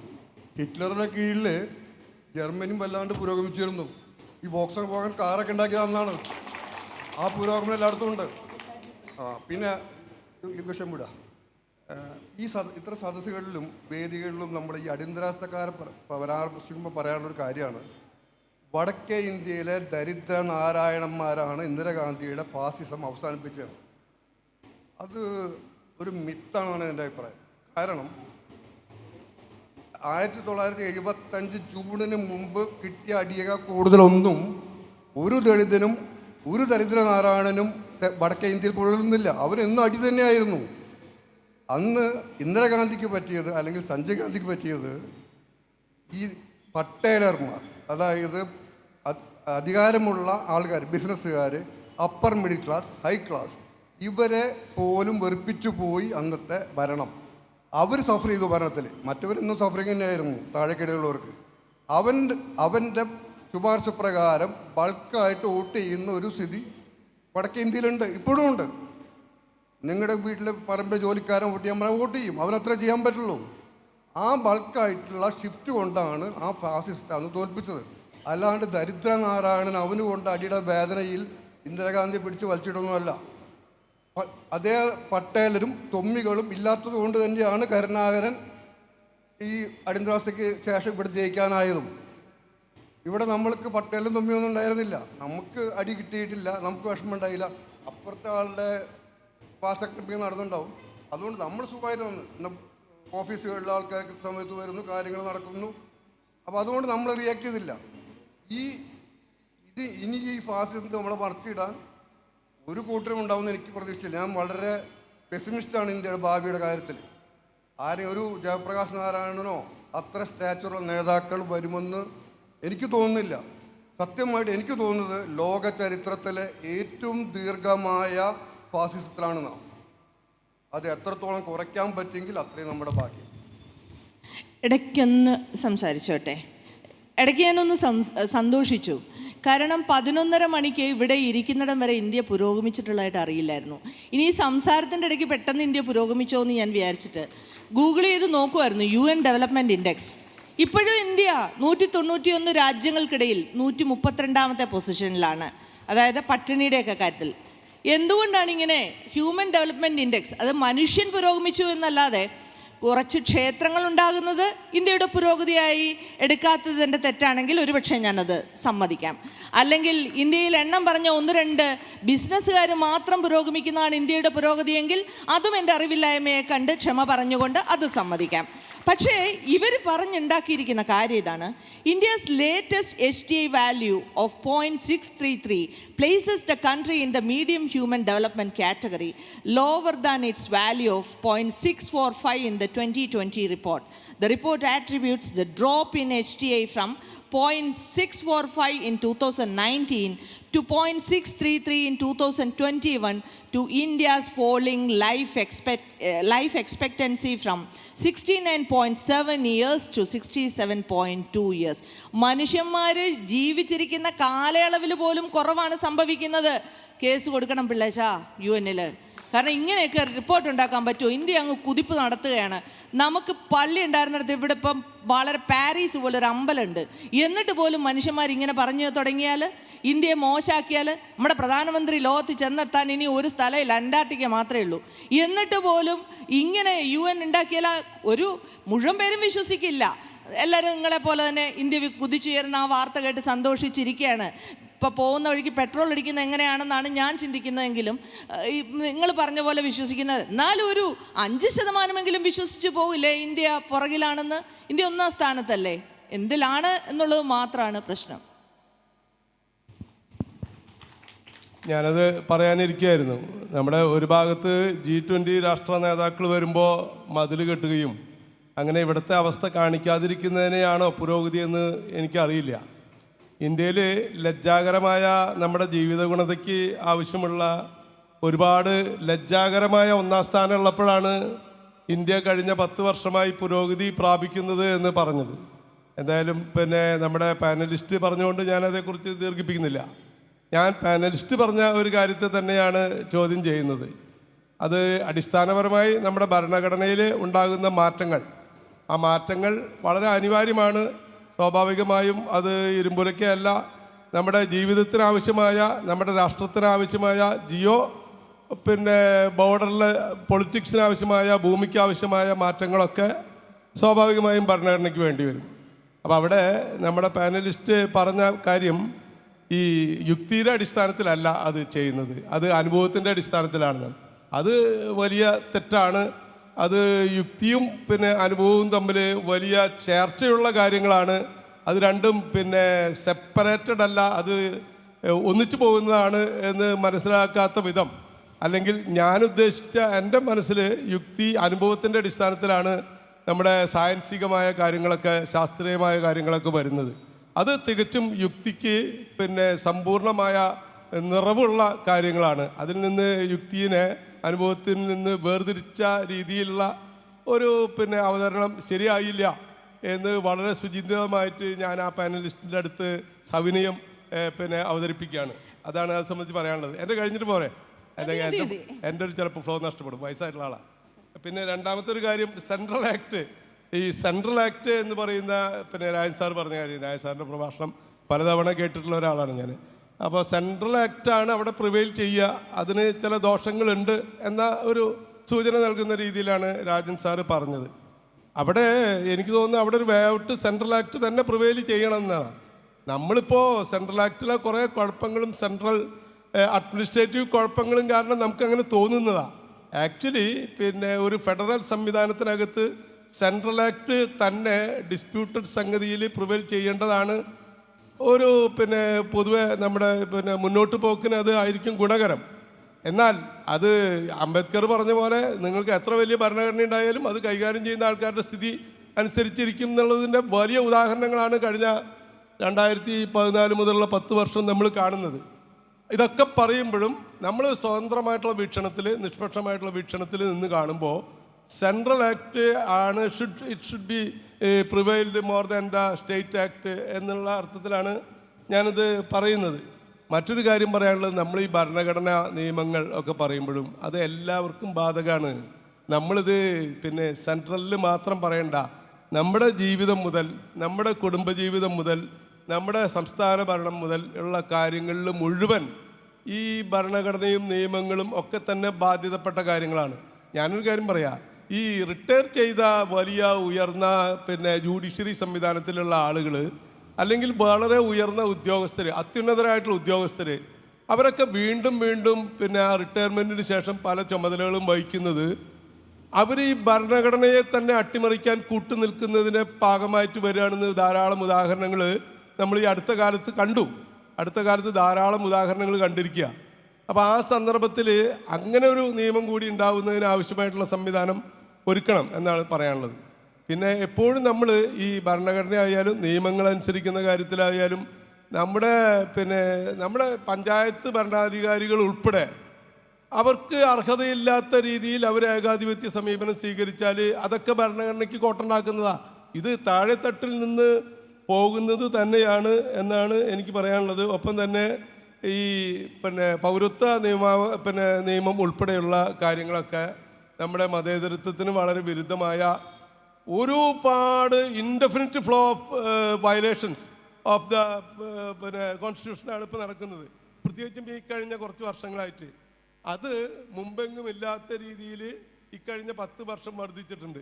ഇതിനൊരു വേ ഔട്ട് എന്താ? ഇതിനൊരു വേ ഔട്ട് നമ്മുടെ ജുഡീഷ്യറിയാണ്. ജുഡീഷ്യറി ഞാൻ ഈ നേരത്തെ പറഞ്ഞത് ഉൾപ്പെടെയുള്ള ആർത്തിയും കൊതിയും പൂണ്ട പണ്ടങ്ങളായി മാറിയിരിക്കുകയാണ്. അപ്പോൾ അതിന് മറ്റൊരു മാർഗമില്ലാത്ത സ്ഥിതി വന്നിരിക്കുകയാണ്. അതിന് മനുഷ്യർ ഉണരുക എന്നുള്ളതാണ്. അവിടെയാണ് ആ സുഹൃത്ത് പറഞ്ഞ കാര്യം. അതായത് ഇത് കൂടുതൽ പഠിപ്പിക്കുക, കൂടുതൽ ഭരണഘടന ആമുഖം ഉൾപ്പെടെയുള്ള കാര്യങ്ങൾ പഠിപ്പിക്കുക, കൂടുതൽ അവബോധം ഉണ്ടാക്കുക, അതിന് പരിശ്രമം നടത്തുക. ഒപ്പം തന്നെ ഈ ഭരണഘടനയ്ക്ക് എതിരായ പ്രവൃത്തികളുടെ കുത്തൊഴുക്ക് നടത്തുന്നതിനെതിരെ ജനങ്ങളെ സംഘടിപ്പിക്കാൻ രാഷ്ട്രീയ പാർട്ടികളും മനുഷ്യരുടെ പൊതുസമൂഹങ്ങളും കൂടുതൽ ജാഗരൂകരാകേണ്ടതുണ്ട് എന്ന് മാത്രം പറഞ്ഞ് നിർത്തുകയാണ്. സഭാഷിണി സാറ് ഒരു കാര്യം, യുക്തിയുടെ കാര്യത്തിൽ ഞാനിവിടെ പറയുകയുണ്ടായി, ഭരണഘടനയുടെ ലൈഫ് സ്പാൻ നീളുന്നതിന് യുക്തിയല്ല, ആ ഭരണഘടന ഉണ്ടാക്കുന്ന കാലത്ത് അതുണ്ടാക്കുന്നവർക്കുള്ള അനുഭവ പരിചയമാണ് പ്രധാന കാരണമെന്ന്. അദ്ദേഹത്തിന് അതിനോട് വിയോജിപ്പുണ്ട് എങ്കിൽ അദ്ദേഹത്തിൻ്റെ വിയോജിക്കുവാനുള്ള അവകാശത്തെ അങ്ങേയറ്റം അംഗീകരിക്കുന്നു. ഒപ്പം തന്നെ ഇതിപ്പോൾ ഞാൻ പറഞ്ഞു എന്നല്ല പറഞ്ഞത്, ജസ്റ്റിസ് ഹോംസ് പറഞ്ഞ കാരണമാണ് പറഞ്ഞത്. ഭരണഘടനകളുടെ ആയുർദൈർഘ്യത്തിൻ്റെ കാരണം എന്ന് പറയുന്നത് യുക്തി അല്ല, മറിച്ച് അനുഭവ പരിചയമാണെന്നാണ് ജസ്റ്റിസ് ഹോംസ് അഭിപ്രായപ്പെട്ടത്. ജസ്റ്റിസ് ഹോംസ് ഇന്ന് പാനലിസ്റ്റ് അല്ല, അതുകൊണ്ട് അദ്ദേഹത്തിൻ്റെ പേരിലും ഞാൻ ക്ഷമ ചോദിക്കുന്നു. ഒറ്റ കാര്യത്തിലെ ക്ലാരിഫിക്കേഷൻ ആവശ്യമെന്ന് തോന്നുന്നു. Union list, state list, concurrent list, ഈ ലിസ്റ്റിൽ ഫെഡറൽ തത്വം എങ്ങനെയാണ്, അതിന് വിപരീതമായിട്ട് എങ്ങനെയാണ് പ്രവർത്തിക്കുന്നത് എന്ന് സൂചിപ്പിക്കുക ഞാൻ ചെയ്തുള്ളൂ. സെൻട്രൽ ലിസ്റ്റിലുള്ള വിഷയങ്ങളിൽ സെൻട്രൽ ഗവൺമെൻറ് തന്നെയാണ് നിയമം പാസ്സാക്കേണ്ടത്, തർക്കമൊന്നുമില്ല. കാരണം ഒന്നിൽ കൂടുതൽ സംസ്ഥാനങ്ങളെ ബാധിക്കുന്നതും പലതരത്തിലുള്ള ജനവിഭാഗങ്ങൾ ജീവിക്കുന്ന ഇന്ത്യയെപ്പോലെ ഒരു രാജ്യത്ത് പൊതുവായിട്ട് രാജ്യത്തിൻ്റെ മൊത്തമായിട്ടൊരു കാര്യം ചെയ്യണമെങ്കിൽ സെൻട്രൽ ലിസ്റ്റിൽ തന്നെ വേണം പല വകുപ്പുകളും. എന്താ പറയുക, സൈന്യം, അല്ലെങ്കിൽ റെയിൽവേ, അല്ലെങ്കിൽ അതുപോലെയുള്ള ഇന്ത്യ രാജ്യത്തിലെ വ്യത്യസ്ത താല്പര്യങ്ങളും വ്യത്യസ്ത സ്ഥിതിഗതികളുമുള്ള ജനങ്ങളെ ഏകോപിപ്പിക്കാൻ ഒരു സ്ട്രോങ് സെൻറ്റർ വേണം. ഇത് ഭരണഘടനാ സമിതിയിൽ അത്യുഗ്രമായ ചർച്ച നടന്നതാണ്.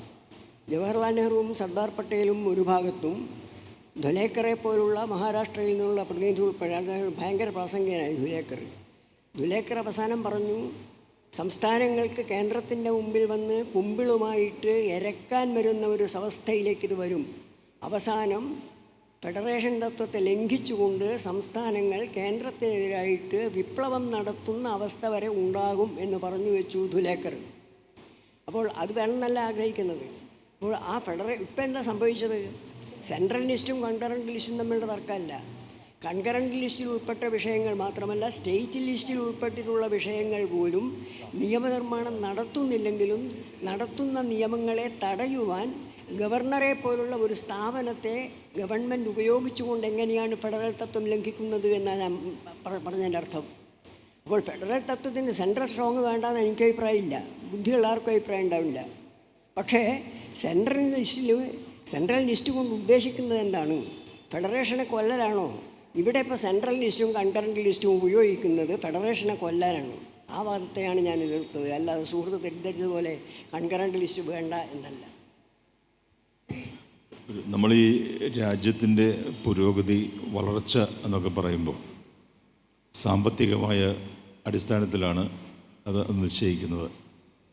സാമ്പത്തികമായി ഇന്ത്യക്ക് വളർച്ച ഉണ്ടായിട്ടില്ല എന്ന് ഞാൻ പറയില്ല. അത് കഴിഞ്ഞ 10 കൊല്ലത്തേക്ക് പരിമിതപ്പെടുത്തണമോ അതിനപ്പുറത്തേക്ക് ഉണ്ടായിരുന്നുവോ അതൊക്കെ നമുക്ക് നമ്മുടേതായ പക്ഷപാതത്തെ അടിസ്ഥാനമാക്കി നിർണ്ണയിക്കാവുന്ന മാനദണ്ഡങ്ങളാണ്. ഇവിടെ അമേരിക്കയിൽ നിന്ന് PL 480 അനുസരിച്ച് ഗോതമ്പുമായി കപ്പലുകൾ അടുക്കുന്നത് കാത്തു നിന്നിരുന്ന ഒരു ജനതയായിരുന്നു നമ്മൾ. എൻ്റെ കുട്ടിക്കാലത്ത് അതൊരു കാഴ്ചയായിരുന്നു, എനിക്ക് ഓർമ്മയുമുണ്ട്. ഇന്ന് അങ്ങനെയല്ല. ഇന്ന് നമ്മുടെ ഹരിത വിപ്ലവം, ഭക്ഷ്യ സ്വയം പര്യാപ്തത നേടിയത്, ഉൽപ്പാദിപ്പിക്കുന്നത് സൂക്ഷിച്ചു വയ്ക്കാൻ ഗോഡൗണുകൾ ഇല്ലാത്ത അവസ്ഥ, ഇതൊക്കെ ഉണ്ടായിട്ട് രാജ്യമാണ്. ചന്ദ്രയാൻ തുടങ്ങിയ കാര്യങ്ങൾ മറ്റൊരു വശത്ത്, ഇതെല്ലാം ശരി തന്നെയാണ്. പക്ഷേ ഒരു രാജ്യത്തിൻ്റെയോ ജനതയുടെയോ പുരോഗതി വിലയിരുത്തുന്നത് മറ്റു ചില മാനദണ്ഡങ്ങളെ കൂടി അടിസ്ഥാനമാക്കിയായിരിക്കും. അവർക്ക് എത്രമാത്രം സ്വാതന്ത്ര്യം ലഭിക്കുന്നുണ്ട്, അവിടെ ജനാധിപത്യത്തിൻ്റെ നിലവാരം എന്താണ്, അവ കാര്യങ്ങളിലും ചില ആഗോള സൂചികകൾ ഉണ്ടാകുന്നുണ്ട്.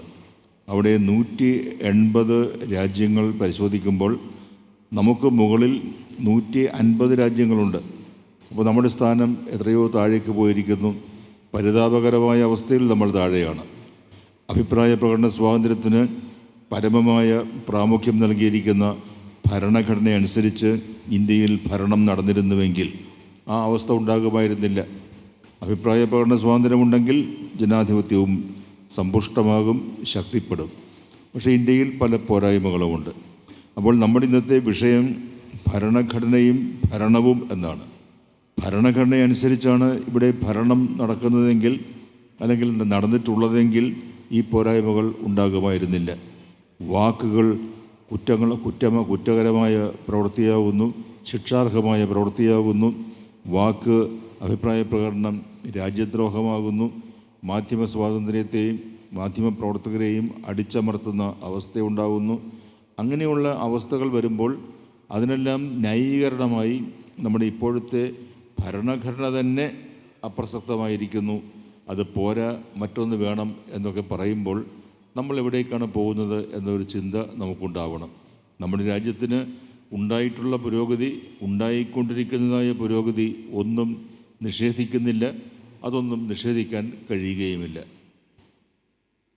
നമ്മുടെ സമയം ഏതാണ്ടൊക്കെ അടുത്തു വരുന്നത് കൊണ്ട് ഇനിയുള്ള അഭിപ്രായം പറയുന്നവർ വളരെ പെട്ടെന്ന് ചെയ്യണം എന്ന് പറയുന്നു. എൻ്റെ പേര് വിഘ്നേഷാണ്. ഞാൻ ശ്രീ സി അച്യുതമേനോൻ ഗവൺമെൻറ് ക്യാമ്പസിലെ BA ഹിസ്റ്ററി വിദ്യാർത്ഥിയാണ്. എനിക്ക് ഒരു ചോദ്യം ചോദിക്കാനുള്ളതെന്ന് വെച്ച് കഴിഞ്ഞാൽ, ഇപ്പോൾ നമ്മുടെ ഭരണഘടനയെ വെല്ലുവിളിക്കുന്ന രീതിയിലുള്ള ഭരണമാണ് നമ്മുടെ ഇന്ത്യയിൽ നടന്നുകൊണ്ടിരിക്കുന്നത്. കാരണം എന്താണെന്ന് വെച്ച് കഴിഞ്ഞാൽ, മാനുഷിക മൂല്യങ്ങൾ ഒട്ടും ഉയർത്തിപ്പിടിക്കാത്ത രീതിയിലുള്ള ഭരണ വൈവിധ്യങ്ങളുടെ മാറ്റമാണ് നമുക്ക് കാണാൻ സാധിക്കുന്നത്. കാരണം ഇപ്പോൾ നമ്മുടെ രാജ്യത്ത് രാമനാണ് ട്രെൻഡായിക്കൊണ്ടിരിക്കുന്നത്. രാമൻ്റെ ട്രെൻഡ് മാത്രമാണ് നമുക്ക് ഇവിടെ കാണാൻ സാധിക്കുന്നത്. അത്തരത്തിലുള്ള മതപരമായി ഇന്ത്യയെ ഭിന്നിപ്പിക്കുന്ന രീതിയിലുള്ള ഭരണവും ഭരണകർത്താക്കളുമാണ് ഇപ്പോൾ ഇന്ത്യ ഭരിച്ചുകൊണ്ടിരിക്കുന്നത്. അത്തരത്തിലുള്ള ഭരണകർത്താവിൻ്റെ ആവശ്യകത നമുക്കുണ്ടോ? അത്തരത്തിലുള്ള ഭരണം നമുക്ക് അത്യാവശ്യമാണോ എന്നതാണ് ഞാൻ ചോദിക്കുന്നത്. എല്ലാം ചോദ്യം തന്നെയാകണമെന്നില്ല. അഭിപ്രായങ്ങൾ, വ്യത്യസ്തമായ അഭിപ്രായങ്ങൾ അവ കൂടി പ്രകടിപ്പിക്കുന്നതിനുള്ള അവസരമാണിത്.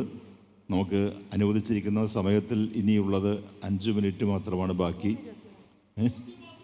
ചോദിച്ചോളൂ. ഒരു കാര്യമുള്ളൂ, ഈ വിഷയം അല്ല പെട്ടെന്ന് നിർത്താം കേട്ടാ. വിഷയം എഴുതി വച്ചിരിക്കുന്ന ഈ ഭരണവും ഭരണഘടനയും എന്ന് പറഞ്ഞാൽ വളരെ വലുതായ ഒരു വിഷയത്തിൽ നിന്നും വഴിതെറ്റിയ രീതിയിൽ വ്യതിചലിച്ചു പോയ ഒരു ചർച്ച ഇതുപോലെ ഒരു ശ്രോതാവ് എന്നുള്ള നിലയിൽ എനിക്കത് തോന്നി കേട്ടോ. ആദ്യത്തെ പാനലിസ്റ്റ് സൂചിപ്പിച്ച രീതിയിൽ ഒരു ഭരണം എന്താണെന്നോ ഭരണഘടന എന്താണെന്നോ വ്യക്തമായിട്ടുള്ള നിർവചനങ്ങളുടെ അല്ലെങ്കിൽ അഭിപ്രായങ്ങളുടെ ഒരു അഭാവം ചർച്ചയിലുണ്ടായിരുന്നു. ഒരു പാനലിസ്റ്റും വ്യക്തമായിട്ട് അതിനെക്കുറിച്ച് സൂചിപ്പിക്കേണ്ടതില്ല. മനസ്സിലായ ഒരു കാര്യം എന്താണെന്ന് വെച്ചാൽ, എന്തോ ഒരു മഹാ ആപത്ത്, രോഗം ഭരണഘടനയ്ക്ക് വരായിരിക്കുന്നു, നമ്മളെല്ലാവരും കൂടി എന്തെങ്കിലും പെട്ടെന്ന് ചെയ്യണം എന്നുള്ളൊരു അഭിപ്രായം പാനലിസ്റ്റുകൾക്ക് ഉള്ള പോലെ തോന്നി. എന്താണ് ആപത്തെന്ന് പച്ചയായി തെളിച്ച് ലളിതമായിട്ട് പറയാനായിട്ട് ആരും തന്നെ തയ്യാറായില്ല. ഈ വളരെ കനപ്പെട്ടതെന്ന് ഗൗരവമുള്ളതെന്ന് പാനലിസ്റ്റുകൾ സ്വയം ഭാവിക്കുന്ന ഈ വിഷയത്തെ കുറച്ചുകൂടി ഗൗരവമായിട്ട് നിങ്ങൾക്ക് സമീപിക്കാമായിരുന്നു. ലളിതമായ ഭാഷയിൽ അവതരിപ്പിക്കാമായിരുന്നു, പഠിച്ചിട്ട് വരാമായിരുന്നു. കാവൽപ്രസംഗം പോലെ അല്ലെങ്കിൽ പത്രത്തിൻ്റെ മാപ്രസംഗങ്ങളുടെ എഡിറ്റോറിയൽ പോലെ ഉപരിപ്ലവമായ രീതിയിൽ ഇതിനെ സ്പർശിച്ചു പോയത് വളരെ മോശമായിപ്പോയി.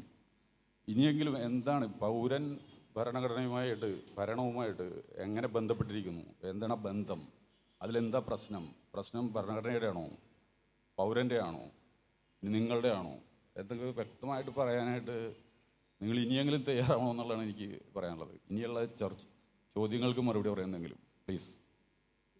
മാഡം പറയുണ്ടായി അനുഭവത്തിൽ നിന്നാണ് ഭരണഘടന ഉണ്ടാവേണ്ടതെന്ന് പറയുണ്ടായി. മഹാത്മാഗാന്ധിജിയാണ് ഇന്ത്യയിലെ സ്വാതന്ത്ര്യ സമരത്തിലെ ഏറ്റവും കൂടുതൽ അനുഭവമുള്ള വ്യക്തി. അദ്ദേഹം ഒരു ജനകീയ ഭരണഘടന ഉണ്ടാക്കിയിരുന്നു സർവോദയത്തിൽ. ആ ഭരണഘടന എന്തുകൊണ്ട് അത് എടുത്തില്ല എന്നാണ് എനിക്ക് സഹോദരിയോട് ചോദിക്കാനുള്ളത്. ഇന്ത്യയിൽ അദ്ദേഹം ഒരു ഭരണഘടന ഉണ്ടാക്കിയിട്ടുണ്ടായിരുന്നു. ശ്രീമനാരായണൻ എൻ്റെ പ്രിഫേസ് ചെയ്തിട്ടുണ്ടായിരുന്നത് ഈ കോളേജിലെ പ്രിൻസിപ്പാൾ. അപ്പോൾ അദ്ദേഹം പറഞ്ഞിരുന്നു ഇന്ത്യക്ക് പറ്റിയ താങ്കൾ പറഞ്ഞ വാക്കെടുത്തുകൊണ്ടാണ് ഏറ്റവും കൂടുതൽ സ്വാതന്ത്ര്യ സമരത്തിൽ അനുഭവത്തിനുള്ള ആളാണ്. അത് വാർത്തയെ പോലെ നമുക്ക് അറിയാൻ പറ്റും അദ്ദേഹത്തെ. അപ്പോൾ അദ്ദേഹം എഴുതിയ ഭരണഘടന എന്തുകൊണ്ട് താങ്കൾ പറഞ്ഞ വരികൾ ഏത് വരി അനുഭവമുള്ള ഗാന്ധിയുടെ ഭരണഘടന എന്തുകൊണ്ട് എടുത്തില്ല, അതെടുത്തിരുന്നെങ്കിൽ ഇന്നത്തെ ഈ പ്രശ്നങ്ങൾ ഉണ്ടാവില്ല എന്ന് വിശ്വസിച്ചു. ഞാൻ ഒരു ലോക്കൽ അഡ്മിനിസ്ട്രേഷൻ്റെ മേയറായിരുന്ന ആളാണ്. എന്താ പറയുക, കൗൺസിൽ എന്ന് പറഞ്ഞാൽ ഒരു ചുക്കും കാര്യമില്ല, വേസ്റ്റ് ഓഫ് ടൈം. കൗൺസിൽ എന്ന് പറഞ്ഞാൽ വേസ്റ്റ് ഓഫ് ടൈം. കാരണം ഒന്നും ഇംപ്ലിമെൻറ്റ് ചെയ്യാൻ പറ്റില്ല. ഞാൻ ഒരു മേയറായിട്ട് 25 കൊല്ലം മുനിസിപ്പൽ കൗൺസിലായിരുന്നു തൃശ്ശൂർ കോർപ്പറേഷൻ്റെ. അപ്പോൾ എനിക്കറിയാം എന്താണ് ലോക്കൽ സെൽഫ് ഗവൺമെൻറ് എന്താണെന്ന് അറിയാം. ലോക്കൽ ജനകീയ ആസൂത്രണത്തിലായിട്ടുള്ള വർക്ക് ചെയ്ത ആളുമാണ്. അതൊക്കെ ഞാൻ പറയുമ്പോൾ ഇത് ചോദിച്ചുകൊണ്ട് അതിന് ഉത്തരം താങ്കൾ ജനകീയ ഭരണഘടന ഉണ്ടാക്കിയ മഹാത്മാഗാന്ധിജിയുടെ ഭരണഘടന എന്തുകൊണ്ട് എടുത്തില്ല എന്നാണ് എനിക്ക് ചോദിക്കാനുള്ളത്. നമ്മുടെ ഭരണഘടനയാണെങ്കിലും ഭരണമാണെങ്കിലും ബഹുസ്വരതയെ ആസ്പദമാക്കിയുള്ളതാവണം. അതുകൊണ്ട് തന്നെ മഹാത്മാഗാന്ധി ആണെങ്കിലും നെഹ്റു ആണെങ്കിലും ആരാണെങ്കിലും വ്യക്തിപരമായ നിർദ്ദേശങ്ങൾ മാത്രം എടുത്തല്ല, എന്നാൽ ഈ നിർദ്ദേശങ്ങളൊക്കെ തന്നെ ഉൾക്കൊണ്ടുകൊണ്ടാണ് ബൃഹത്തായ കോൺസ്റ്റിറ്റ്യൂവൻ്റ് അസംബ്ലിയിൽ അനേക മാസങ്ങളുടെ കൂലങ്കഷമായ ചിന്തയ്ക്കും തർക്കങ്ങൾക്കുമൊക്കെ ശേഷം മറ്റുള്ള രാജ്യങ്ങളുടെ ഭരണഘടനയിലെ നല്ല വശങ്ങളും നമ്മുടെ രാജ്യത്തിൽ ദേശീയ പ്രസ്ഥാനത്തിന് നാളിന്ന് വരെയുള്ള അനുഭവ പരിചയവും എടുത്തു വെച്ചുകൊണ്ട് ഈ ഭരണഘടന നിലവിൽ വന്നത്. പിന്നെ അടുത്തത് വിഷയം പഠിച്ചല്ല പറഞ്ഞ എന്ന വിമർശനത്തോട് താങ്കൾക്ക് അങ്ങനെ തോന്നിയിട്ടുണ്ടാവാം. അങ്ങനെയുണ്ടെങ്കിൽ അത് താങ്കളുടെ തോന്നൽ അംഗീകരിക്കാതിരിക്കാൻ നിവൃത്തിയില്ല. മറിച്ച് വിഷയം ആദ്യം അവതരിപ്പിച്ച പ്രൊഫസർ സെബാസ്റ്റ്യൻ പോൾ സർ വളരെ വിശദമായി തന്നെ ഭരണം എങ്ങനെ ഭരണഘടനയുമായി ബന്ധപ്പെട്ട് നിൽക്കുന്നു എന്ന് പറഞ്ഞു. പിന്നെ രണ്ടാമത് പറഞ്ഞത് ഓരോ ഭാഗങ്ങളായി എങ്ങനെയാണ് ഈ ലിസ്റ്റുകൾ ഭരണ സമ്പ്രദായത്തെ പിടിച്ചുറപ്പിച്ചു നിൽക്കുന്നത് എന്ന് രാജൻ സാറും പറയുകയുണ്ടായി. അപ്പോഴാണ് അദ്ദേഹം state list, union list, concurrent list എന്ന് പറയുന്നത്. ഭരണഘടനയുടെ മൂലക്കല്ല് എന്ന് പറയുന്നത് ഈ പറയുന്ന ലിസ്റ്റുകളും പാർട്ട് 3 പറയുന്ന ഭരണഘടനയുടെ ഫണ്ടമെൻ്റൽ റൈറ്റ്സുമാണ്. അപ്പോൾ ഈ കാര്യങ്ങൾക്ക് സമീപകാലത്ത് നടന്നു വരുന്ന വയലേഷൻസിനെ കുറിച്ചാണ് ഞാൻ സംസാരിച്ചത്. നിർഭാഗ്യവശാൽ കെനത്ത് വിയറോ ഐവർ ജെന്നിങ്സോ അല്ലടി കൃഷ്ണയ്യരോ ഒന്നും ഇപ്പോൾ വരാൻ പറ്റാത്ത സാഹചര്യമായതുകൊണ്ട് അടുത്ത പ്രാവശ്യമെങ്കിലും കുറച്ചുകൂടി മെച്ചപ്പെട്ട രീതിയിൽ നടത്തുവാനുള്ള സാധ്യതയുണ്ടാകുമെന്ന് പ്രത്യാശിച്ചുകൊണ്ട് താങ്കളുടെ വിമർശനങ്ങൾക്ക് നന്ദി പറഞ്ഞുകൊണ്ട് 3 പാനലിസ്റ്റുകൾക്കും വേണ്ടി ഇങ്ങനെ മറുപടി പറയുന്നു. നമുക്ക് ലഭ്യമായ സമയം ഏതാണ്ട് പൂർണ്ണമായും അവസാനിച്ചിരിക്കുകയാണ്. വളരെ പ്രധാനപ്പെട്ട ഒരു വിഷയത്തെ മുൻനിർത്തിയുള്ള ചർച്ചയാണ് ഇവിടെ നടന്നത്. ഭരണഘടനയെക്കുറിച്ച് പറയുമ്പോൾ അത് ഏത് രീതിയിൽ പറഞ്ഞാലും വ്യത്യസ്തമായ വീക്ഷണകോണിലൂടെയായിരിക്കും സ്വീകരിക്കപ്പെടുക. അതിവിടെ 2 ബഹുമാന്യ അംഗങ്ങൾ അവർ വ്യത്യസ്തമായ അഭിപ്രായങ്ങൾ പ്രകടിപ്പിക്കുകയുണ്ടായി. അതിനെ നമ്മൾ സ്വാഗതം ചെയ്യുന്നു. അത് അവരുടേതായ ചിന്താഗതി അല്ലെങ്കിൽ മനോഭാവത്തെ അടിസ്ഥാനമാക്കി ഭരണഘടനയെക്കുറിച്ച് ആലോചിക്കുമ്പോൾ ഉണ്ടാകാവുന്ന സ്വാഭാവികമായ കാര്യങ്ങൾ തന്നെയാണ്. ഇപ്പുറത്ത് രാജ്യവ്യാപകമായി ഇന്ന് നടക്കുന്ന മറ്റു ചില ആകുലതകൾ അതും പരാമർശിക്കപ്പെടുകയുണ്ടായി.